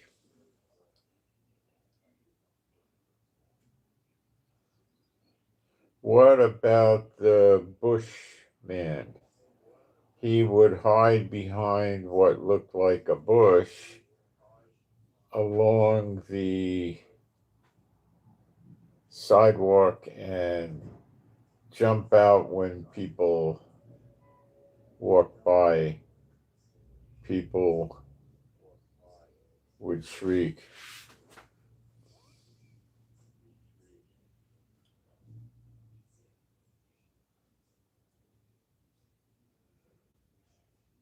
Well, when I grew up as a kid in the Bronx running the streets, we pretty quickly figured out that when people would come trying to hunt us as a group of kids, the best thing for us to do is to turn around and hunt them right away.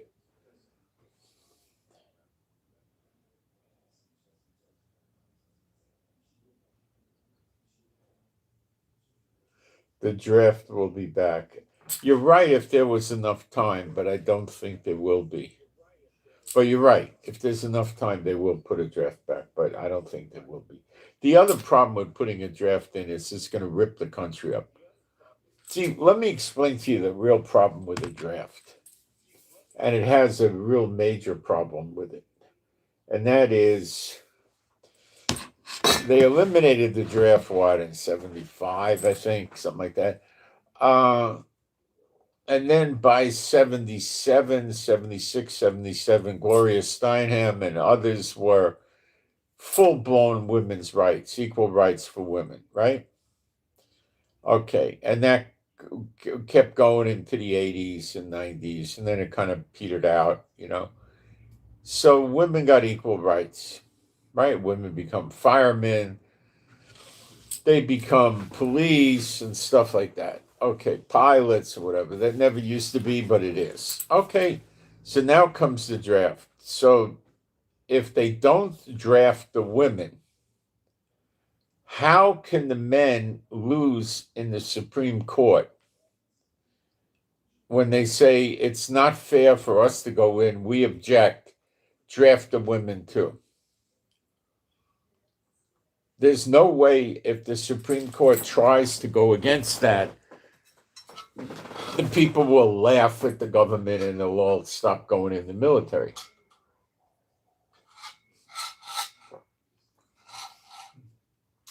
If you get 5 or 10,000 draft protesters, you could deal with it. But if you get 2 or 3 million, you can't deal with it. You got to end the draft. You got to start paying, telling the soldiers if you enlist, you get anywhere from $5,000 to $100,000 enlistment bonus.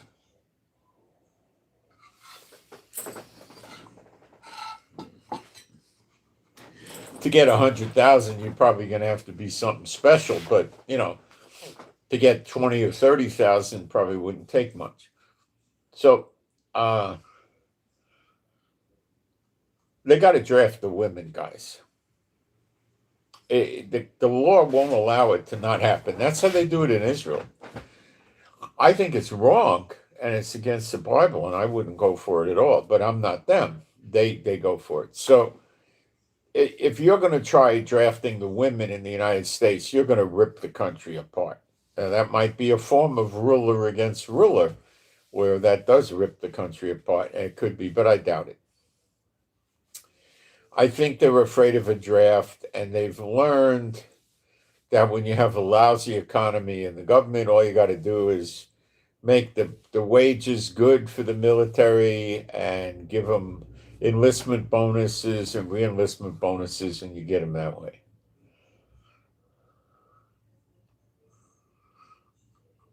So they got a real problem with the draft, guys. Because if they start drafting the women are going to sit there, what? I got to go in the military? I'm going to go live in a barracks? I'm going to go take group showers? I'm going to wake up at 5 o'clock in the morning with some drill instructor banging a garbage can lid? I don't want to do this.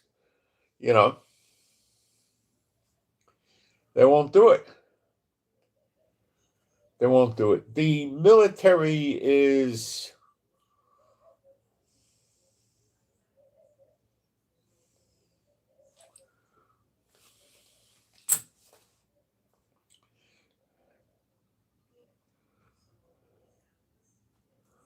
more or less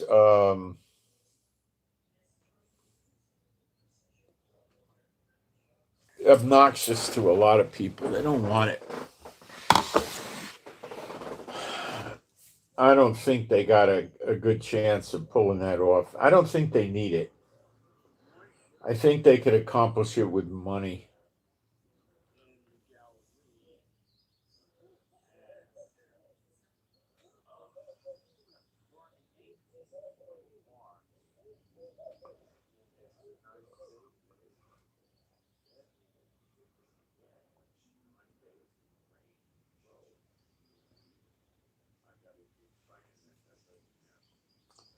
Somebody comes in here and says, "Hi, Dad." I tell you what, why don't you pray for the Lord to kill you when you're young? How's that?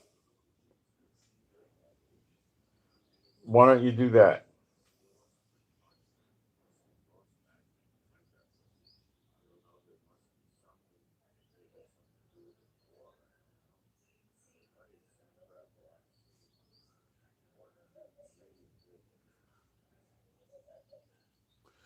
So, does it look like we're fulfilling the prophecy in Jeremiah 49? It does. Now, I'm hearing people are saying Psalm 83. Now, does that seem to follow Zechariah 12, which is the next big event happening in the Middle East? Yeah, it does seem to follow that. Um, hang on.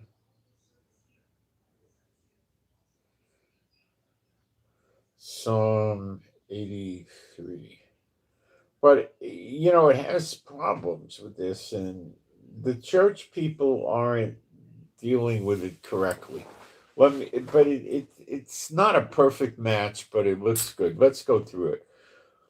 Psalm 83, verse 1, a song or psalm of Asaph, who was a prophet. Okay?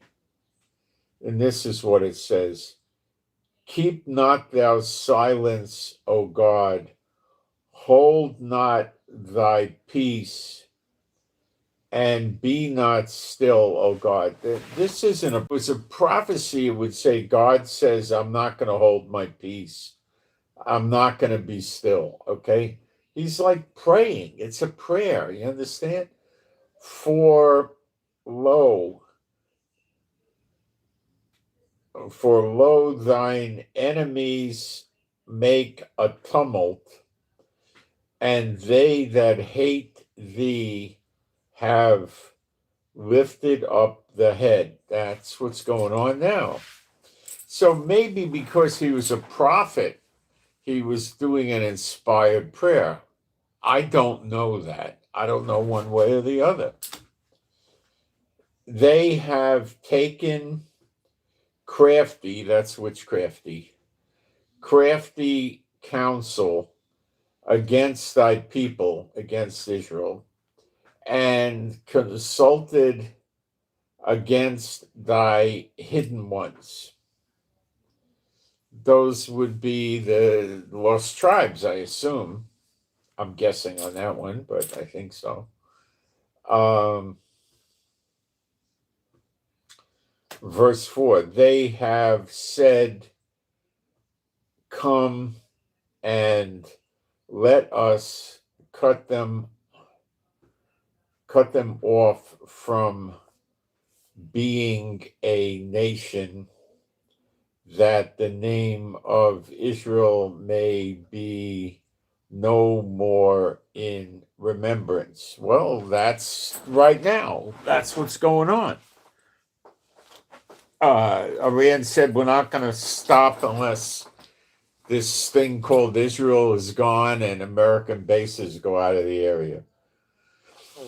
They have said, come and let us cut them off. Okay, I covered that. Now we're in verse 6. For they have consulted together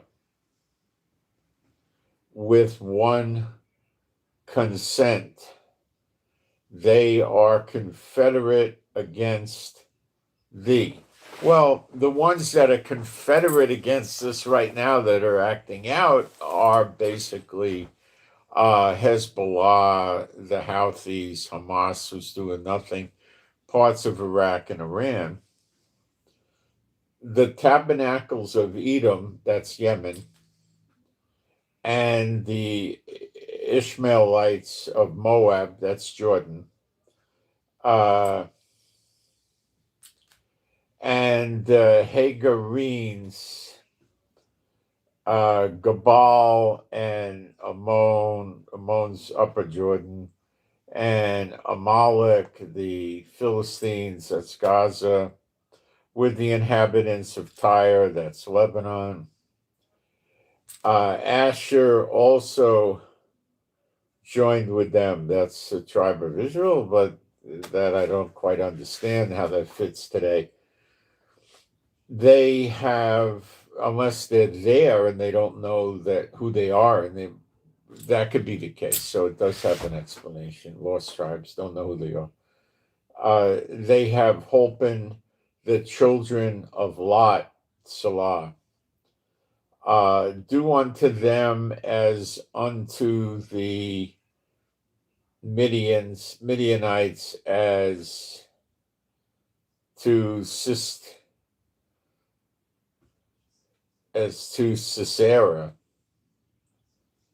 as to Yappin, and the brook of Kison, which perisheth at Endor. They became as dung for the earth. Make their nobles like Oreb and like Zeb, yea, all their principles as Zabah and as Zalmunna.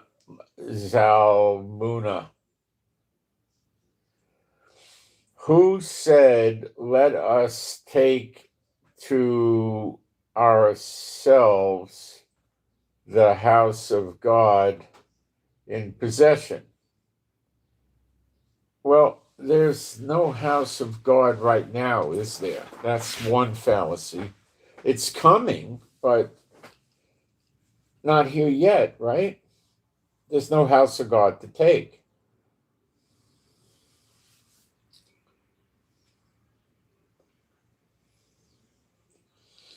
So that's one hole in it, right? Oh my God, make them like a wheel, as the stubble before the wind, as the fire burneth a wood, and as the flame setteth the mountain on fire. So persecute them with thy tempests, that's the storms, and make them afraid with thy storm.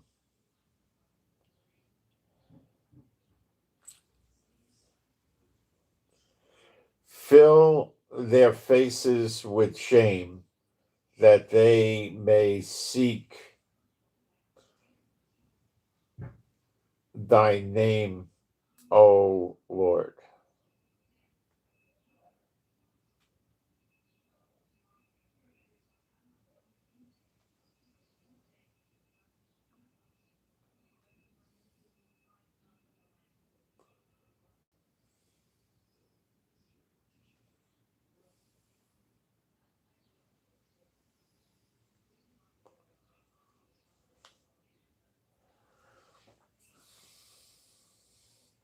Verse 17, let them be confounded and troubled forever, yea, let them be put to shame and perish.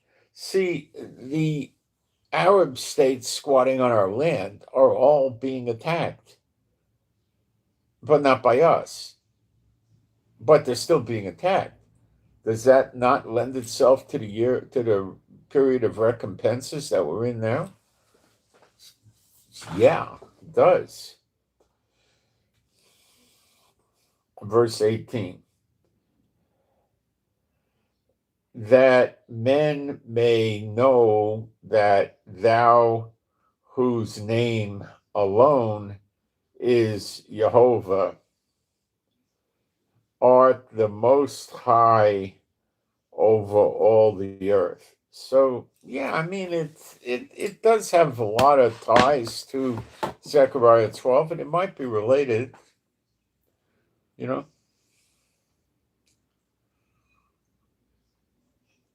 But again, it's just a prayer, not a prophecy.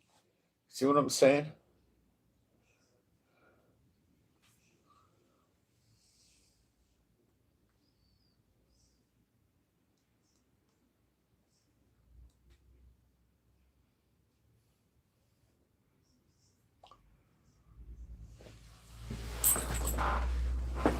So we gotta, hold back a little bit on Psalm 83. It looks good, but maybe not.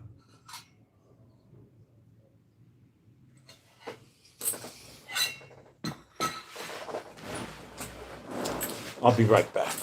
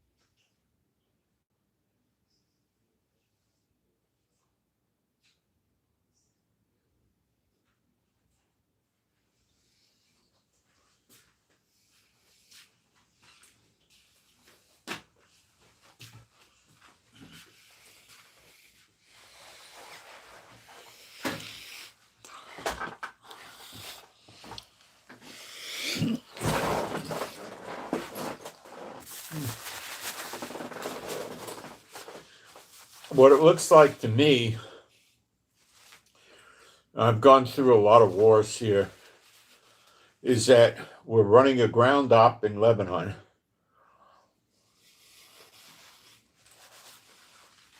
That'll be a little bit more expanded. We're going to drive Hezbollah away from any southern area of Lebanon. So they're going to have to use serious missiles to hit us. And our planes will get a GPS coordinate on where the missile was fired from.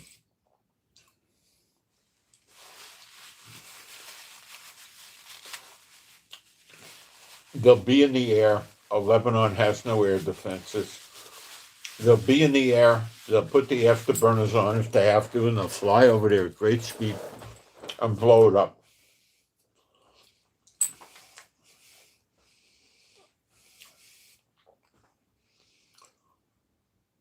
It's not the amount of missiles they have, it's the amount of bows or launches that they have.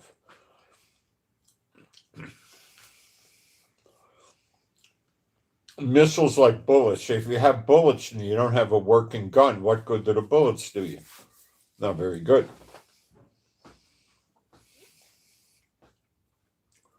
So that's what's going on. Iran's going to keep attacking in modest amounts to Israel. And they're going to keep attacking the other states.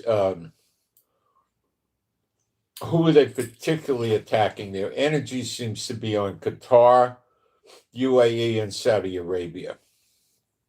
They're also attacking Kuwait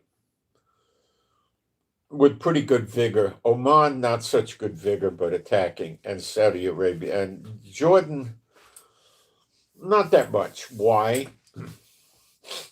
Jordan doesn't export oil. They have oil. They use it for their own country. They don't export this stuff. So the Iranians aren't that concerned with them. And if they could run the oil prices up to $200 a barrel,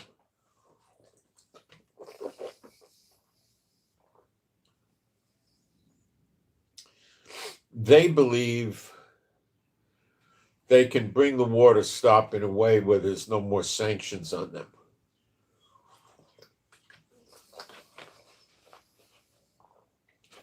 No more sanctions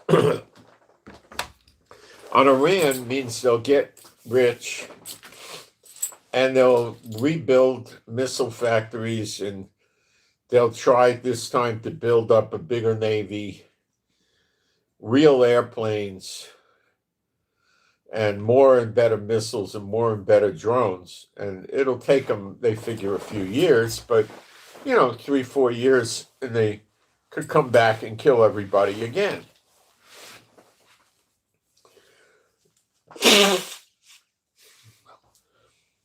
Trump and Netanyahu are well aware of that. But where it is right now is they're still firing missiles. They're still in the fight. And that has to end. They got to get out of the fight, that fight. Okay?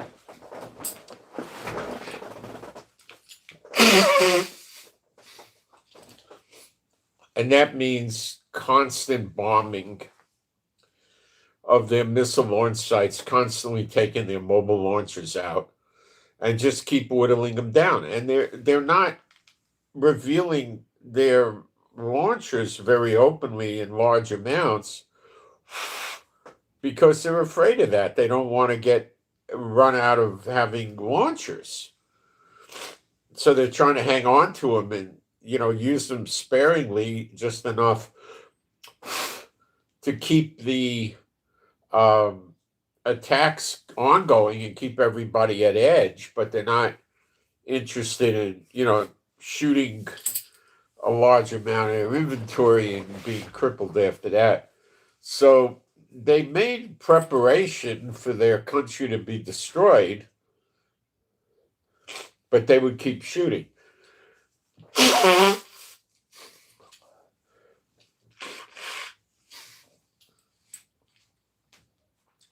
I would say for them to repair all the damage, they'd be in over 10 years right now.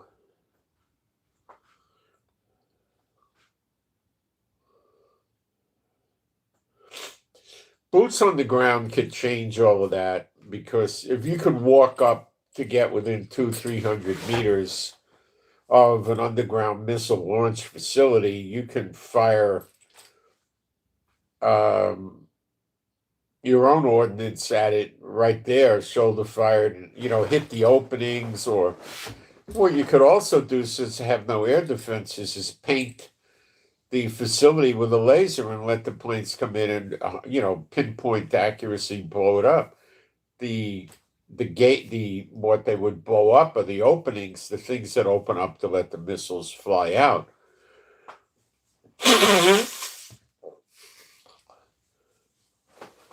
Or we might have to have soldiers walk right up to the underground missile launch facility and disable it. It's got to get air in there, cut the air off. It's got to get electric power in there, cut the power off. You got to have openings to get in and out. If you're there, you'll see the openings and blow those up or seal them somehow so they can't open. And that's it. Then you're done with it. It may get down to that. Okay? If you do put boots on the ground, they still have a lot of tanks and artillery and soldiers that could come out and go after the people we bring in. So that's a problem. It's got to be dealt with carefully. But with all massive air support, it can be.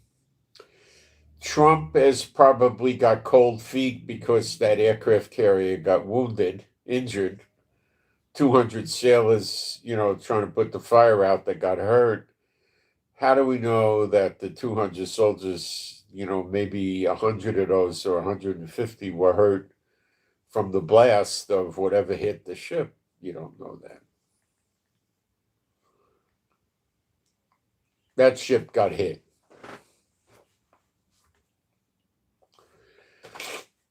So we got more of this to look forward to.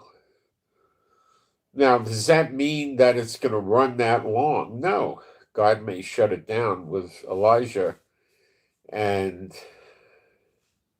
Enoch, the two witnesses. He may shut it down. And they're going to run Israel as the two witnesses. And why do I say that? Because it says so in Isaiah chapter 1, which I will read to you. And just because the churches don't teach this, it doesn't mean that I don't. Let me find the verse. It's in, whoops, why did this junker go to 2? I want it to go to 1. There it is. I don't know what verse, maybe let's look at 17 or 12 maybe, let's see.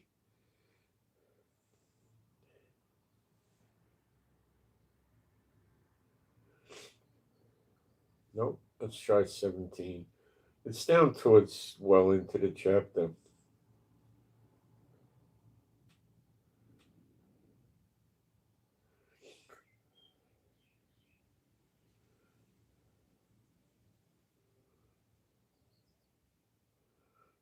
It's deeper in.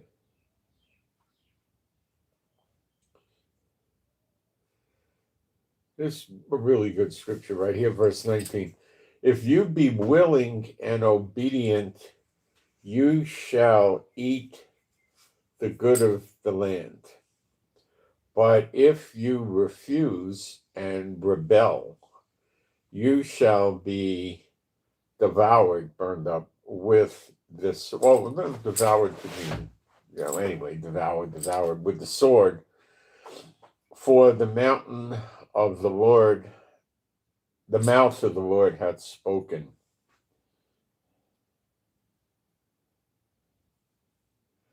How is the faithful city become a harlot?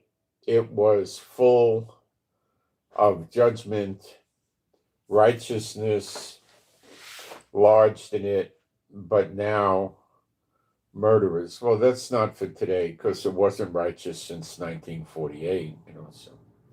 Thy silver is become dross, thy wine mixed with water. Thy princes are rebellious and companions of thieves. Every one loveth gifts. That's the case today, but it was in the past. I think we're reading this. And followeth after reward. They judge not the fatherless. In other words, the orphans, they don't care about them. Neither doth the cause of the widow come unto them. They don't care about anything. except their own pockets.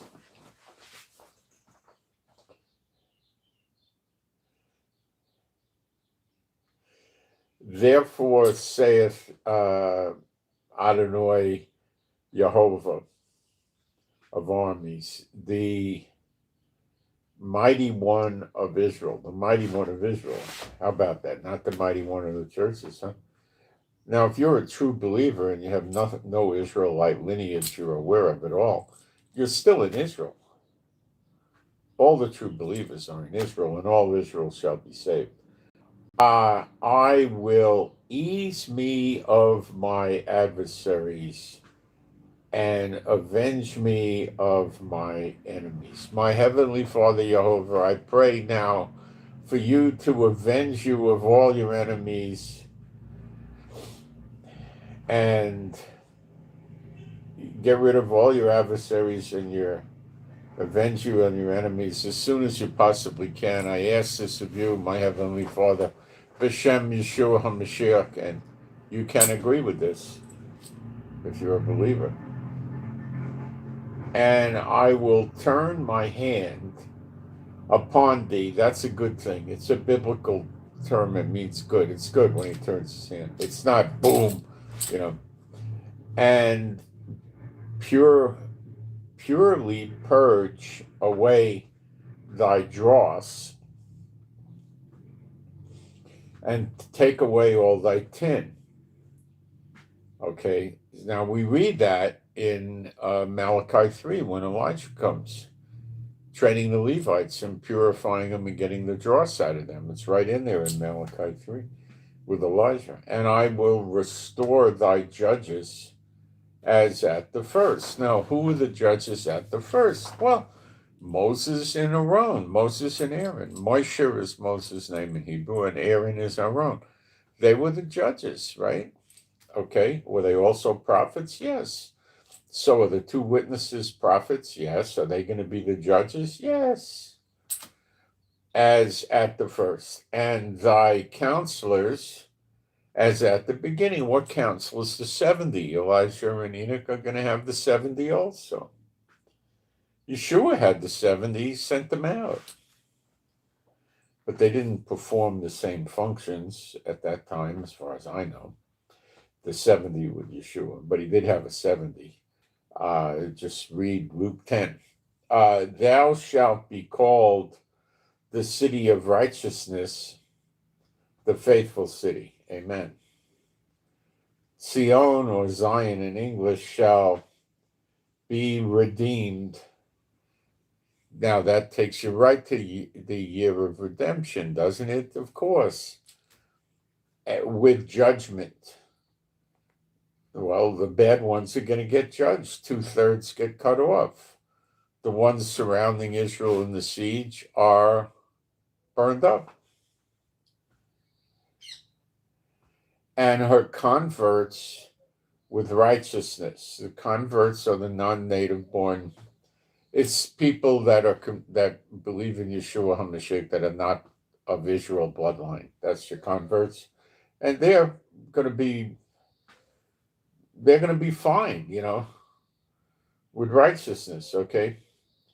And the destruction, because your righteousness is of Yeshua HaMashiach, and God accepts it. That's where your righteousness comes from, not from doing Moses' law or anything like that. It comes from Yeshua. And the faith, you get it by faith, not by doing the works of the law. And the destruction of the transgressors and of the sinners shall be together. And they that forsake the Lord shall be consumed.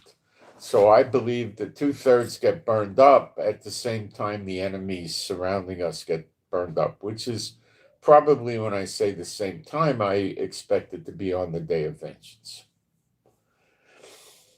For they shall be ashamed of the oaks which you have desired. They go out in the woods and do ceremonies and dumb things.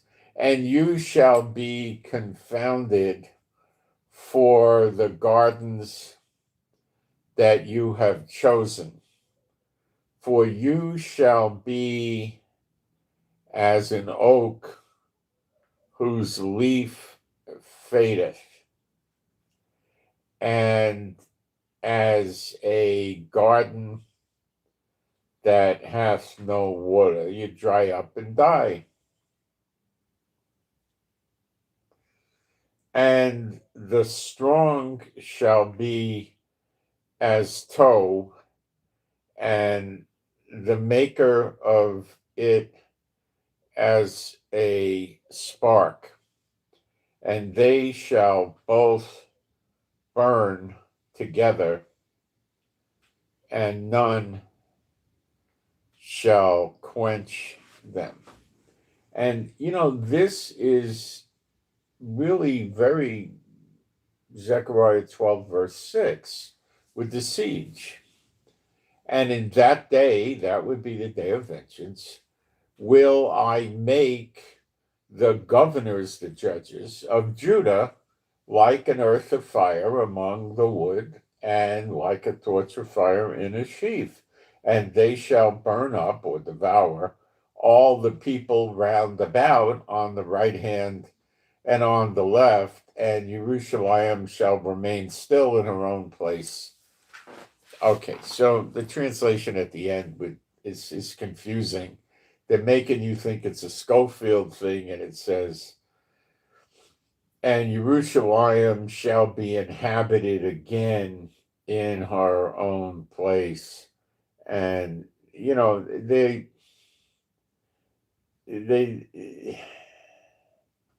it means continue. The word ode is a continue. It's just really saying Jerusalem's going to continue still in her own place. Okay.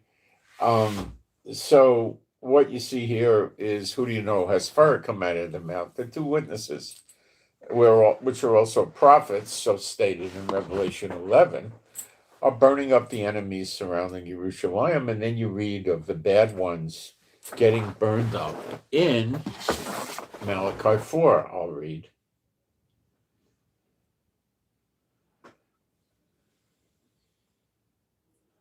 And that's the last chapter of the last book of the Bible before Yeshua. I think there was a 430-year gap or something from then to Yeshua coming.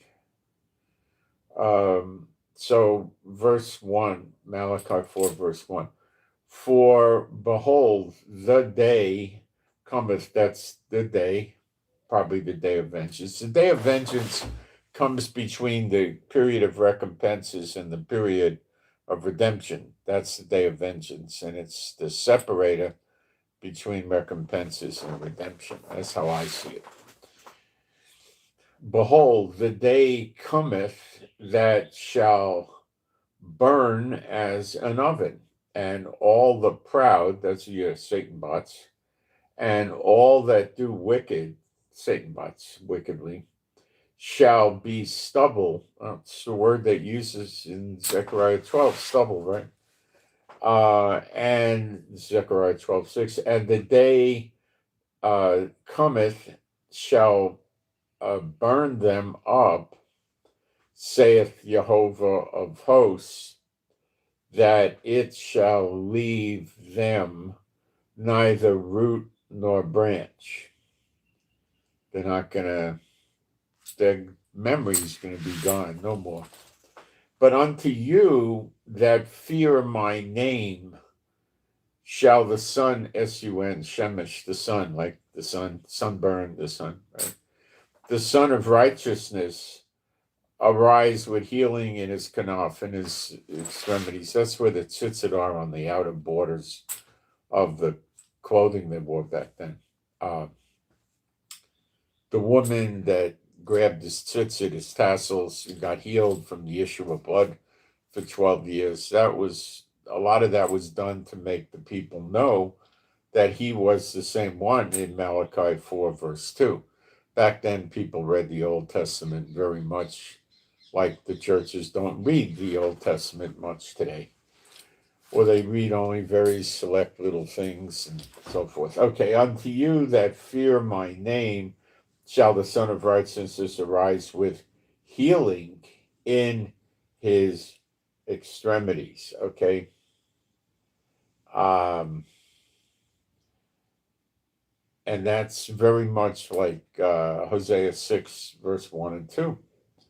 Arise with healing in his extremities, and you shall go forth and grow up. Now it's saying you shall go and frolic about like the baby, like the calf out of the stall, like a baby calf that jumps out of the stall and is jumping like this, boom, boom, and running around like, whoa, I feel really good. Boom, ba boom, ba boom, a baby calf, like, things probably about that big. All right, so that's how you're going to be. You're going to be young again. When you see him, you shall be like him. Is Yeshua a busted up old man?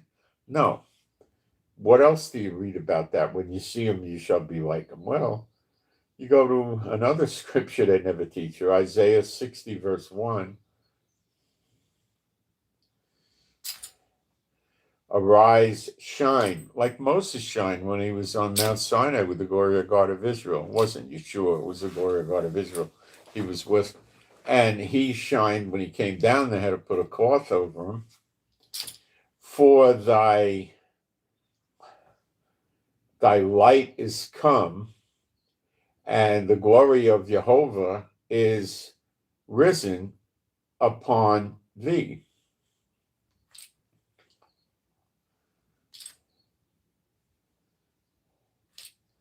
Kabod. The kabod is Michael, the glory of God of Israel. He's risen upon thee. For behold, the darkness shall cover the earth, and the gross dark, I think that word is kosik, that the kosik was the darkness in Egypt where they couldn't see outside. The Israelites stayed in Goshen in their houses, and they had light. The Egyptians couldn't even get light in their house. But this wasn't the darkness you're used to. This was a darkness where you wouldn't see your hand in front of your face, that kind of darkness. Okay. The people, but Jehovah shall arise upon thee, and his glory, that's the glory of God of Israel, the kabod, Michael, shall be seen upon thee. And the goyim shall come to thy light. See, it's going to be so light there, they never shut the gates to come into Jerusalem and go to the temple. But why? Because we're glowing, we're shining like Moses, and we're not going to be sleeping. And as I understand the scripture, we won't sleep, so it'll be light during the night. We don't need to sleep. And kings to the brightness of thy rising. See, the brightness, the light, it's over and over and over. It's getting it through to you. Lift up thine eyes round about, and see all they gather themselves together. They come to thee. Thy sons shall come from far, and thy daughters shall be nursed at thy side. It appears to me the explanation for this is the dry bones are coming back to Israel, and their sons and daughters are the people living around the world that will be coming on the next great Exodus, and that's the explanation I have for that. Then thou shalt see and flow together, and thy heart shall fear and be enlarged. You shall have a heart of flesh. The stony heart's gone. Because the abundance of the sea shall be converted unto thee, the forces of the goyim shall come unto thee. They make it sound like the forces are, an army coming. That's the riches of and the converter, the abundance of the sea. It's either means one or two things that I can figure. You're catching tons of fish, or the sea. There's places where you read of the sea drying up, and maybe you're finding treasure there. I don't know. I don't have a clear direction on that one. Those are the two likely things that occur to me. Verse 6, Isaiah 60, verse 6. The multitude of camels shall cover thee, dromedaries of Midian and Ephah will, no, and Ephah, all they from Sheba, Saudi Arabia, shall come. They shall bring gold and incense, and they shall show forth the praises of Jehovah. So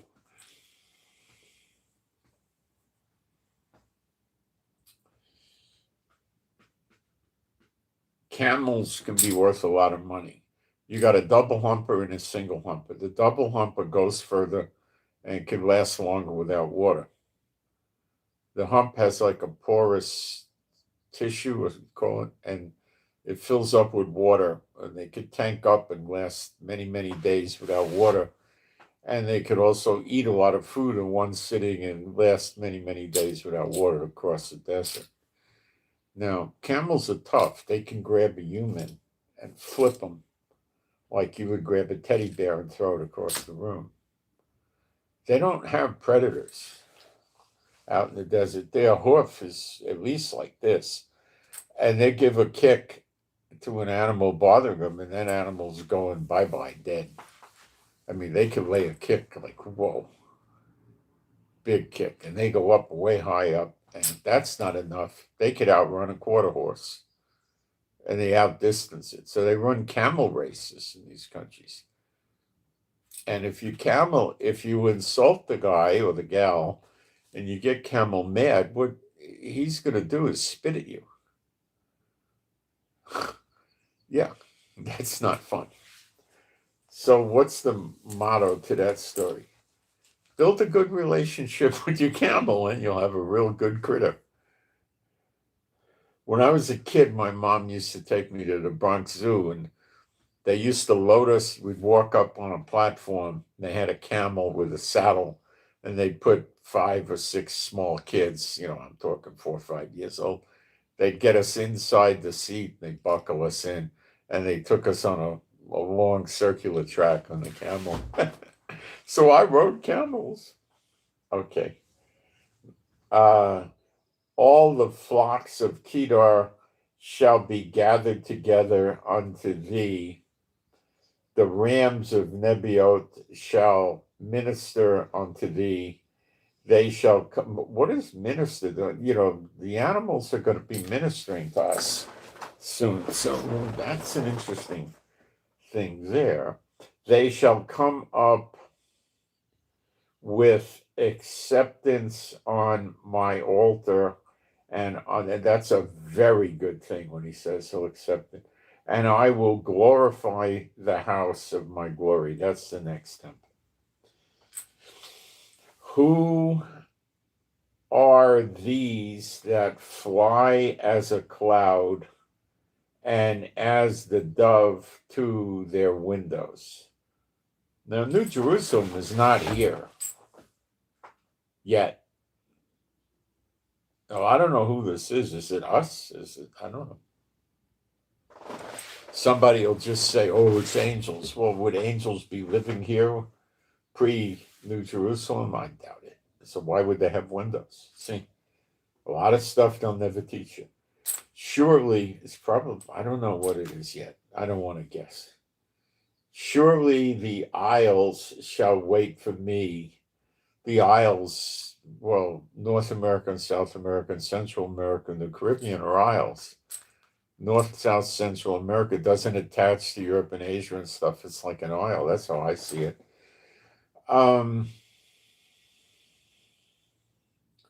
Surely the isles shall wait for me, and the ships of Tarshish first, to bring thy sons from far, and their silver and their gold with them. Now you're going to get out of the country with silver and gold, just like the Israelites got out of Egypt with that. They'll be giving you money to leave. You watch. You think it's not going to come to pass? No, it has to come to pass. With them unto the name of Jehovah.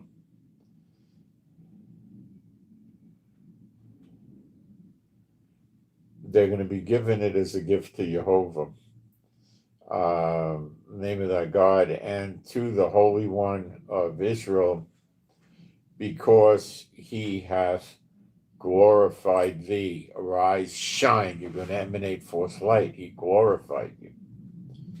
And the sons of and you're going to be like young. I want me to take a guess. 23, 24, 20, I don't know, something like that. Does that mean if you're 12 years old, you're going to get older? No, I don't believe so. No. Shall minister unto thee. In my wrath I smote thee, but in my favor have I had mercy on thee. Therefore, let's pray. My Heavenly Father, Jehovah, I pray for mercy on us, all the true believers. I pray for mercy now. I ask, Father, says you have not because you ask not, so let's ask. And I ask this, B'Shem Yeshua HaMashiach, and you can agree with me if you're a believer. In Yeshua's name, agree, of course, do all things in the name of Yeshua.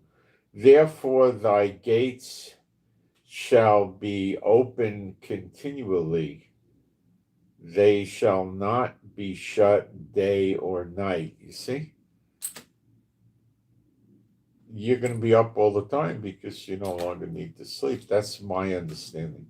That men may bring unto thee the forces of the Goyim, that's the riches, and that their kings may be brought. For the heathen, the Goyim, and kingdom that will not serve thee shall perish. How about that? The kingdom that doesn't submit to you, because Israel shall be the head of all the nations, is going to perish, because if they're not going to serve Israel, they're goners. So you're all going to be very rich. Those nations shall be utterly wasted. That's pretty serious. Utterly wasted is devastation. The glory of Lebanon shall come unto thee, the fir tree, the pine tree, and the box together, to beautify the place of my sanctuary, and I will make the place of my feet glorious. That's the next temple. We'll probably be decorating it on the outside, maybe on the inside, with these trees and the glory of Lebanon. So Lebanon is not going to be completely demolished. The prophecy scripture, Lebanon, open up your doors, let the cedars of Lebanon burn. But it doesn't get completely wiped out like Yemen or Moab or something like that. The sons also of them that afflicted thee shall come, bending unto thee, and all they that despise thee shall bow themselves down at the soles of thy feet, and they shall call thee the city of Jehovah, the Zion of the Holy One of Israel. It doesn't say Holy One. It says, I believe, Kadosh, which is holy, the Holy of Israel. You could say Holy One, maybe. I don't know. All right. I wouldn't say one. I would say the Holy. All right. Whereas thou hast been forsaken. Oh, yeah. And hated. Oh, yeah. They're trying to kill us every day. So that no man went through thee. Well, it's getting to be like more and more of a siege here. I will make thee an eternal excellency, a joy of many generations. I will make thee an eternal, okay. Thou shalt also suck the milk of the goyim. I'm very glad that that's just an allegory. And shall suck the breast of kings. Yeah, that's just a figure of speech. Don't get nervous. And thou shalt know that I, Jehovah, am thy Savior. That word is not right. It's Yasha. It's the root. It's salvation. Like it's Yasha, the root of Yeshua's name. Okay, so it's like a salvation, not a savior, like salvation. And thy Redeemer, year of redemption, right? The mighty one of Yaakov. Yaakov represents the 12 tribes, Israel. For brass I will bring gold. Okay, I'll go for it. Thank you. And for isn't God great? Wait till you see all this stuff. You're going to be like, huh, this is for us? What? I never saw anything. Eye has not seen, nor ear has not heard what he has in stores for those that wait on the Lord. You will not be disappointed. It says this in the scripture. You will not, those who wait on the Lord will not be disappointed. God's humble. I mean, you're really going to get loaded up with the good stuff here. For brass, I will bring gold. Not only this, you're going to have many children, many children. And your kids aren't going to go join Hell's Angels and come back with a motorcycle robbing liquor stores. You're going to have good children.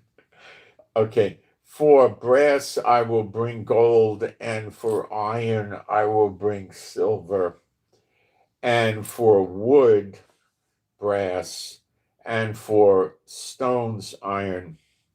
I will also make thy officers peace, and thine exactors righteous. Tax collectors or something.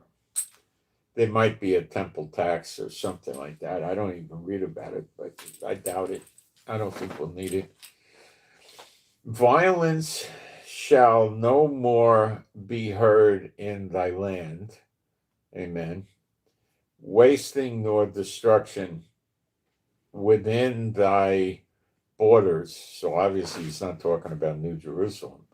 But thou shalt call thy walls salvation, and thy gates praise. The sun shall be no more thy light by day, neither for brightness shall the moon give light unto thee, but the Lord, Jehovah, shall be unto thee an everlasting light, and thy God, thy glory. So the glory God of Israel is going to emanate forth this light.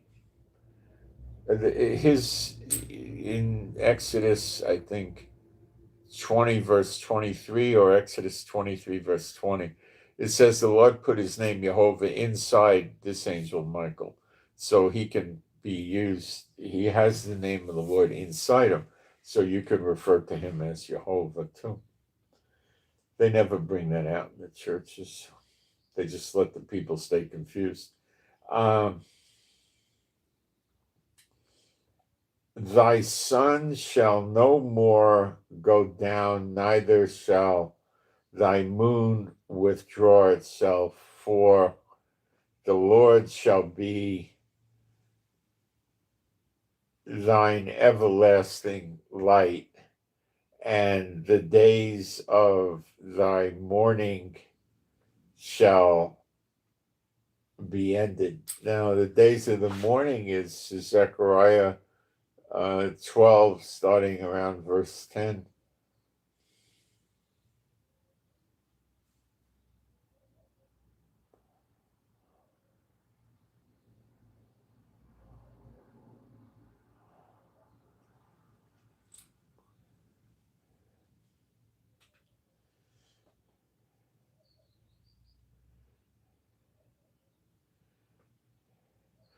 My people also shall be all righteous. They shall, that's Jeremiah 31 and 32, 30 and 31. They even into 32, I think, but 31, Jeremiah 31 is really on this point. Thy people also shall be all righteous. They shall inherit the land forever. Everlasting life. The branch of thy planting, the work of my hands, that I may be glorified.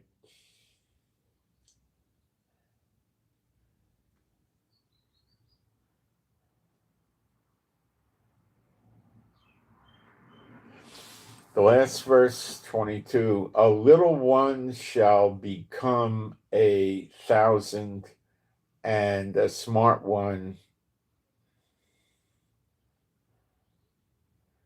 a strong nation. I, Jehovah, will hasten it in his time. Oh, my Heavenly Father, Jehovah, I pray that this be your time now for us, please, my Heavenly Father, B'Shem Yeshua HaMashiach. Well, see, these are the things that are coming for us that nobody's teaching you, because these are not real teachers. I don't know what you want to call them, but they're not real teachers. They're, yeah, they should be, and they're not.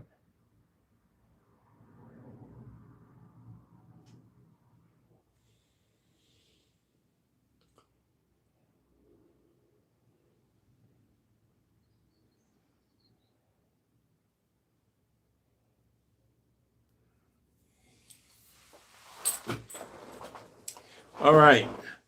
So, I'll get a prayer for us. My Heavenly Father, Jehovah, I pray for my wife and me and all the true believers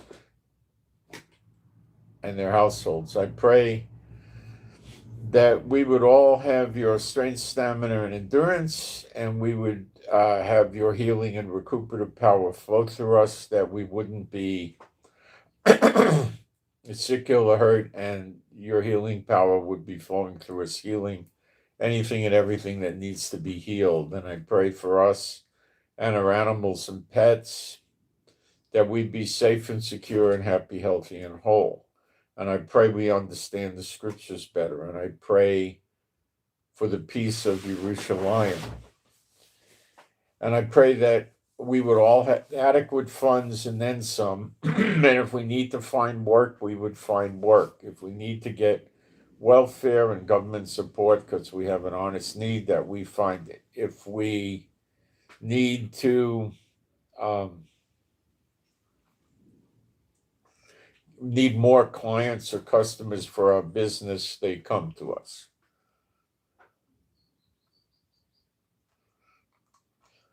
And I pray all this to you, my Heavenly Father, Jehovah, B'Shem Yeshua HaMashiach, and you believers can agree with this. And we'll go for some spiritual warfare for everybody now. My Heavenly Father, B'Shem Yeshua HaMashiach, I loose from all the true believers and their households, and my wife and me, any witchcraft or sorcery directed at targeting any of us, any of our animals and pets, and anything we own, possess, control, or set a hand to. It's all gone, of no value, no effect forever, and shall never return. B'Shem Yeshua HaMashiach. And you can agree with that. And that's what I got for today. So I'll keep updating the Telegram, and if something radical happens, I'll add in more live streams. Now, if I'm going to do live streams, YouTube's not going to send you more than one notice a day of a live stream. So I'm not sure I'm going to do any right now. Things aren't that nuts here. But if it gets weird, I'll put up live streams. And that's what I got. And I send my shalom to all those who love Yeshua HaMashiach. And I am out.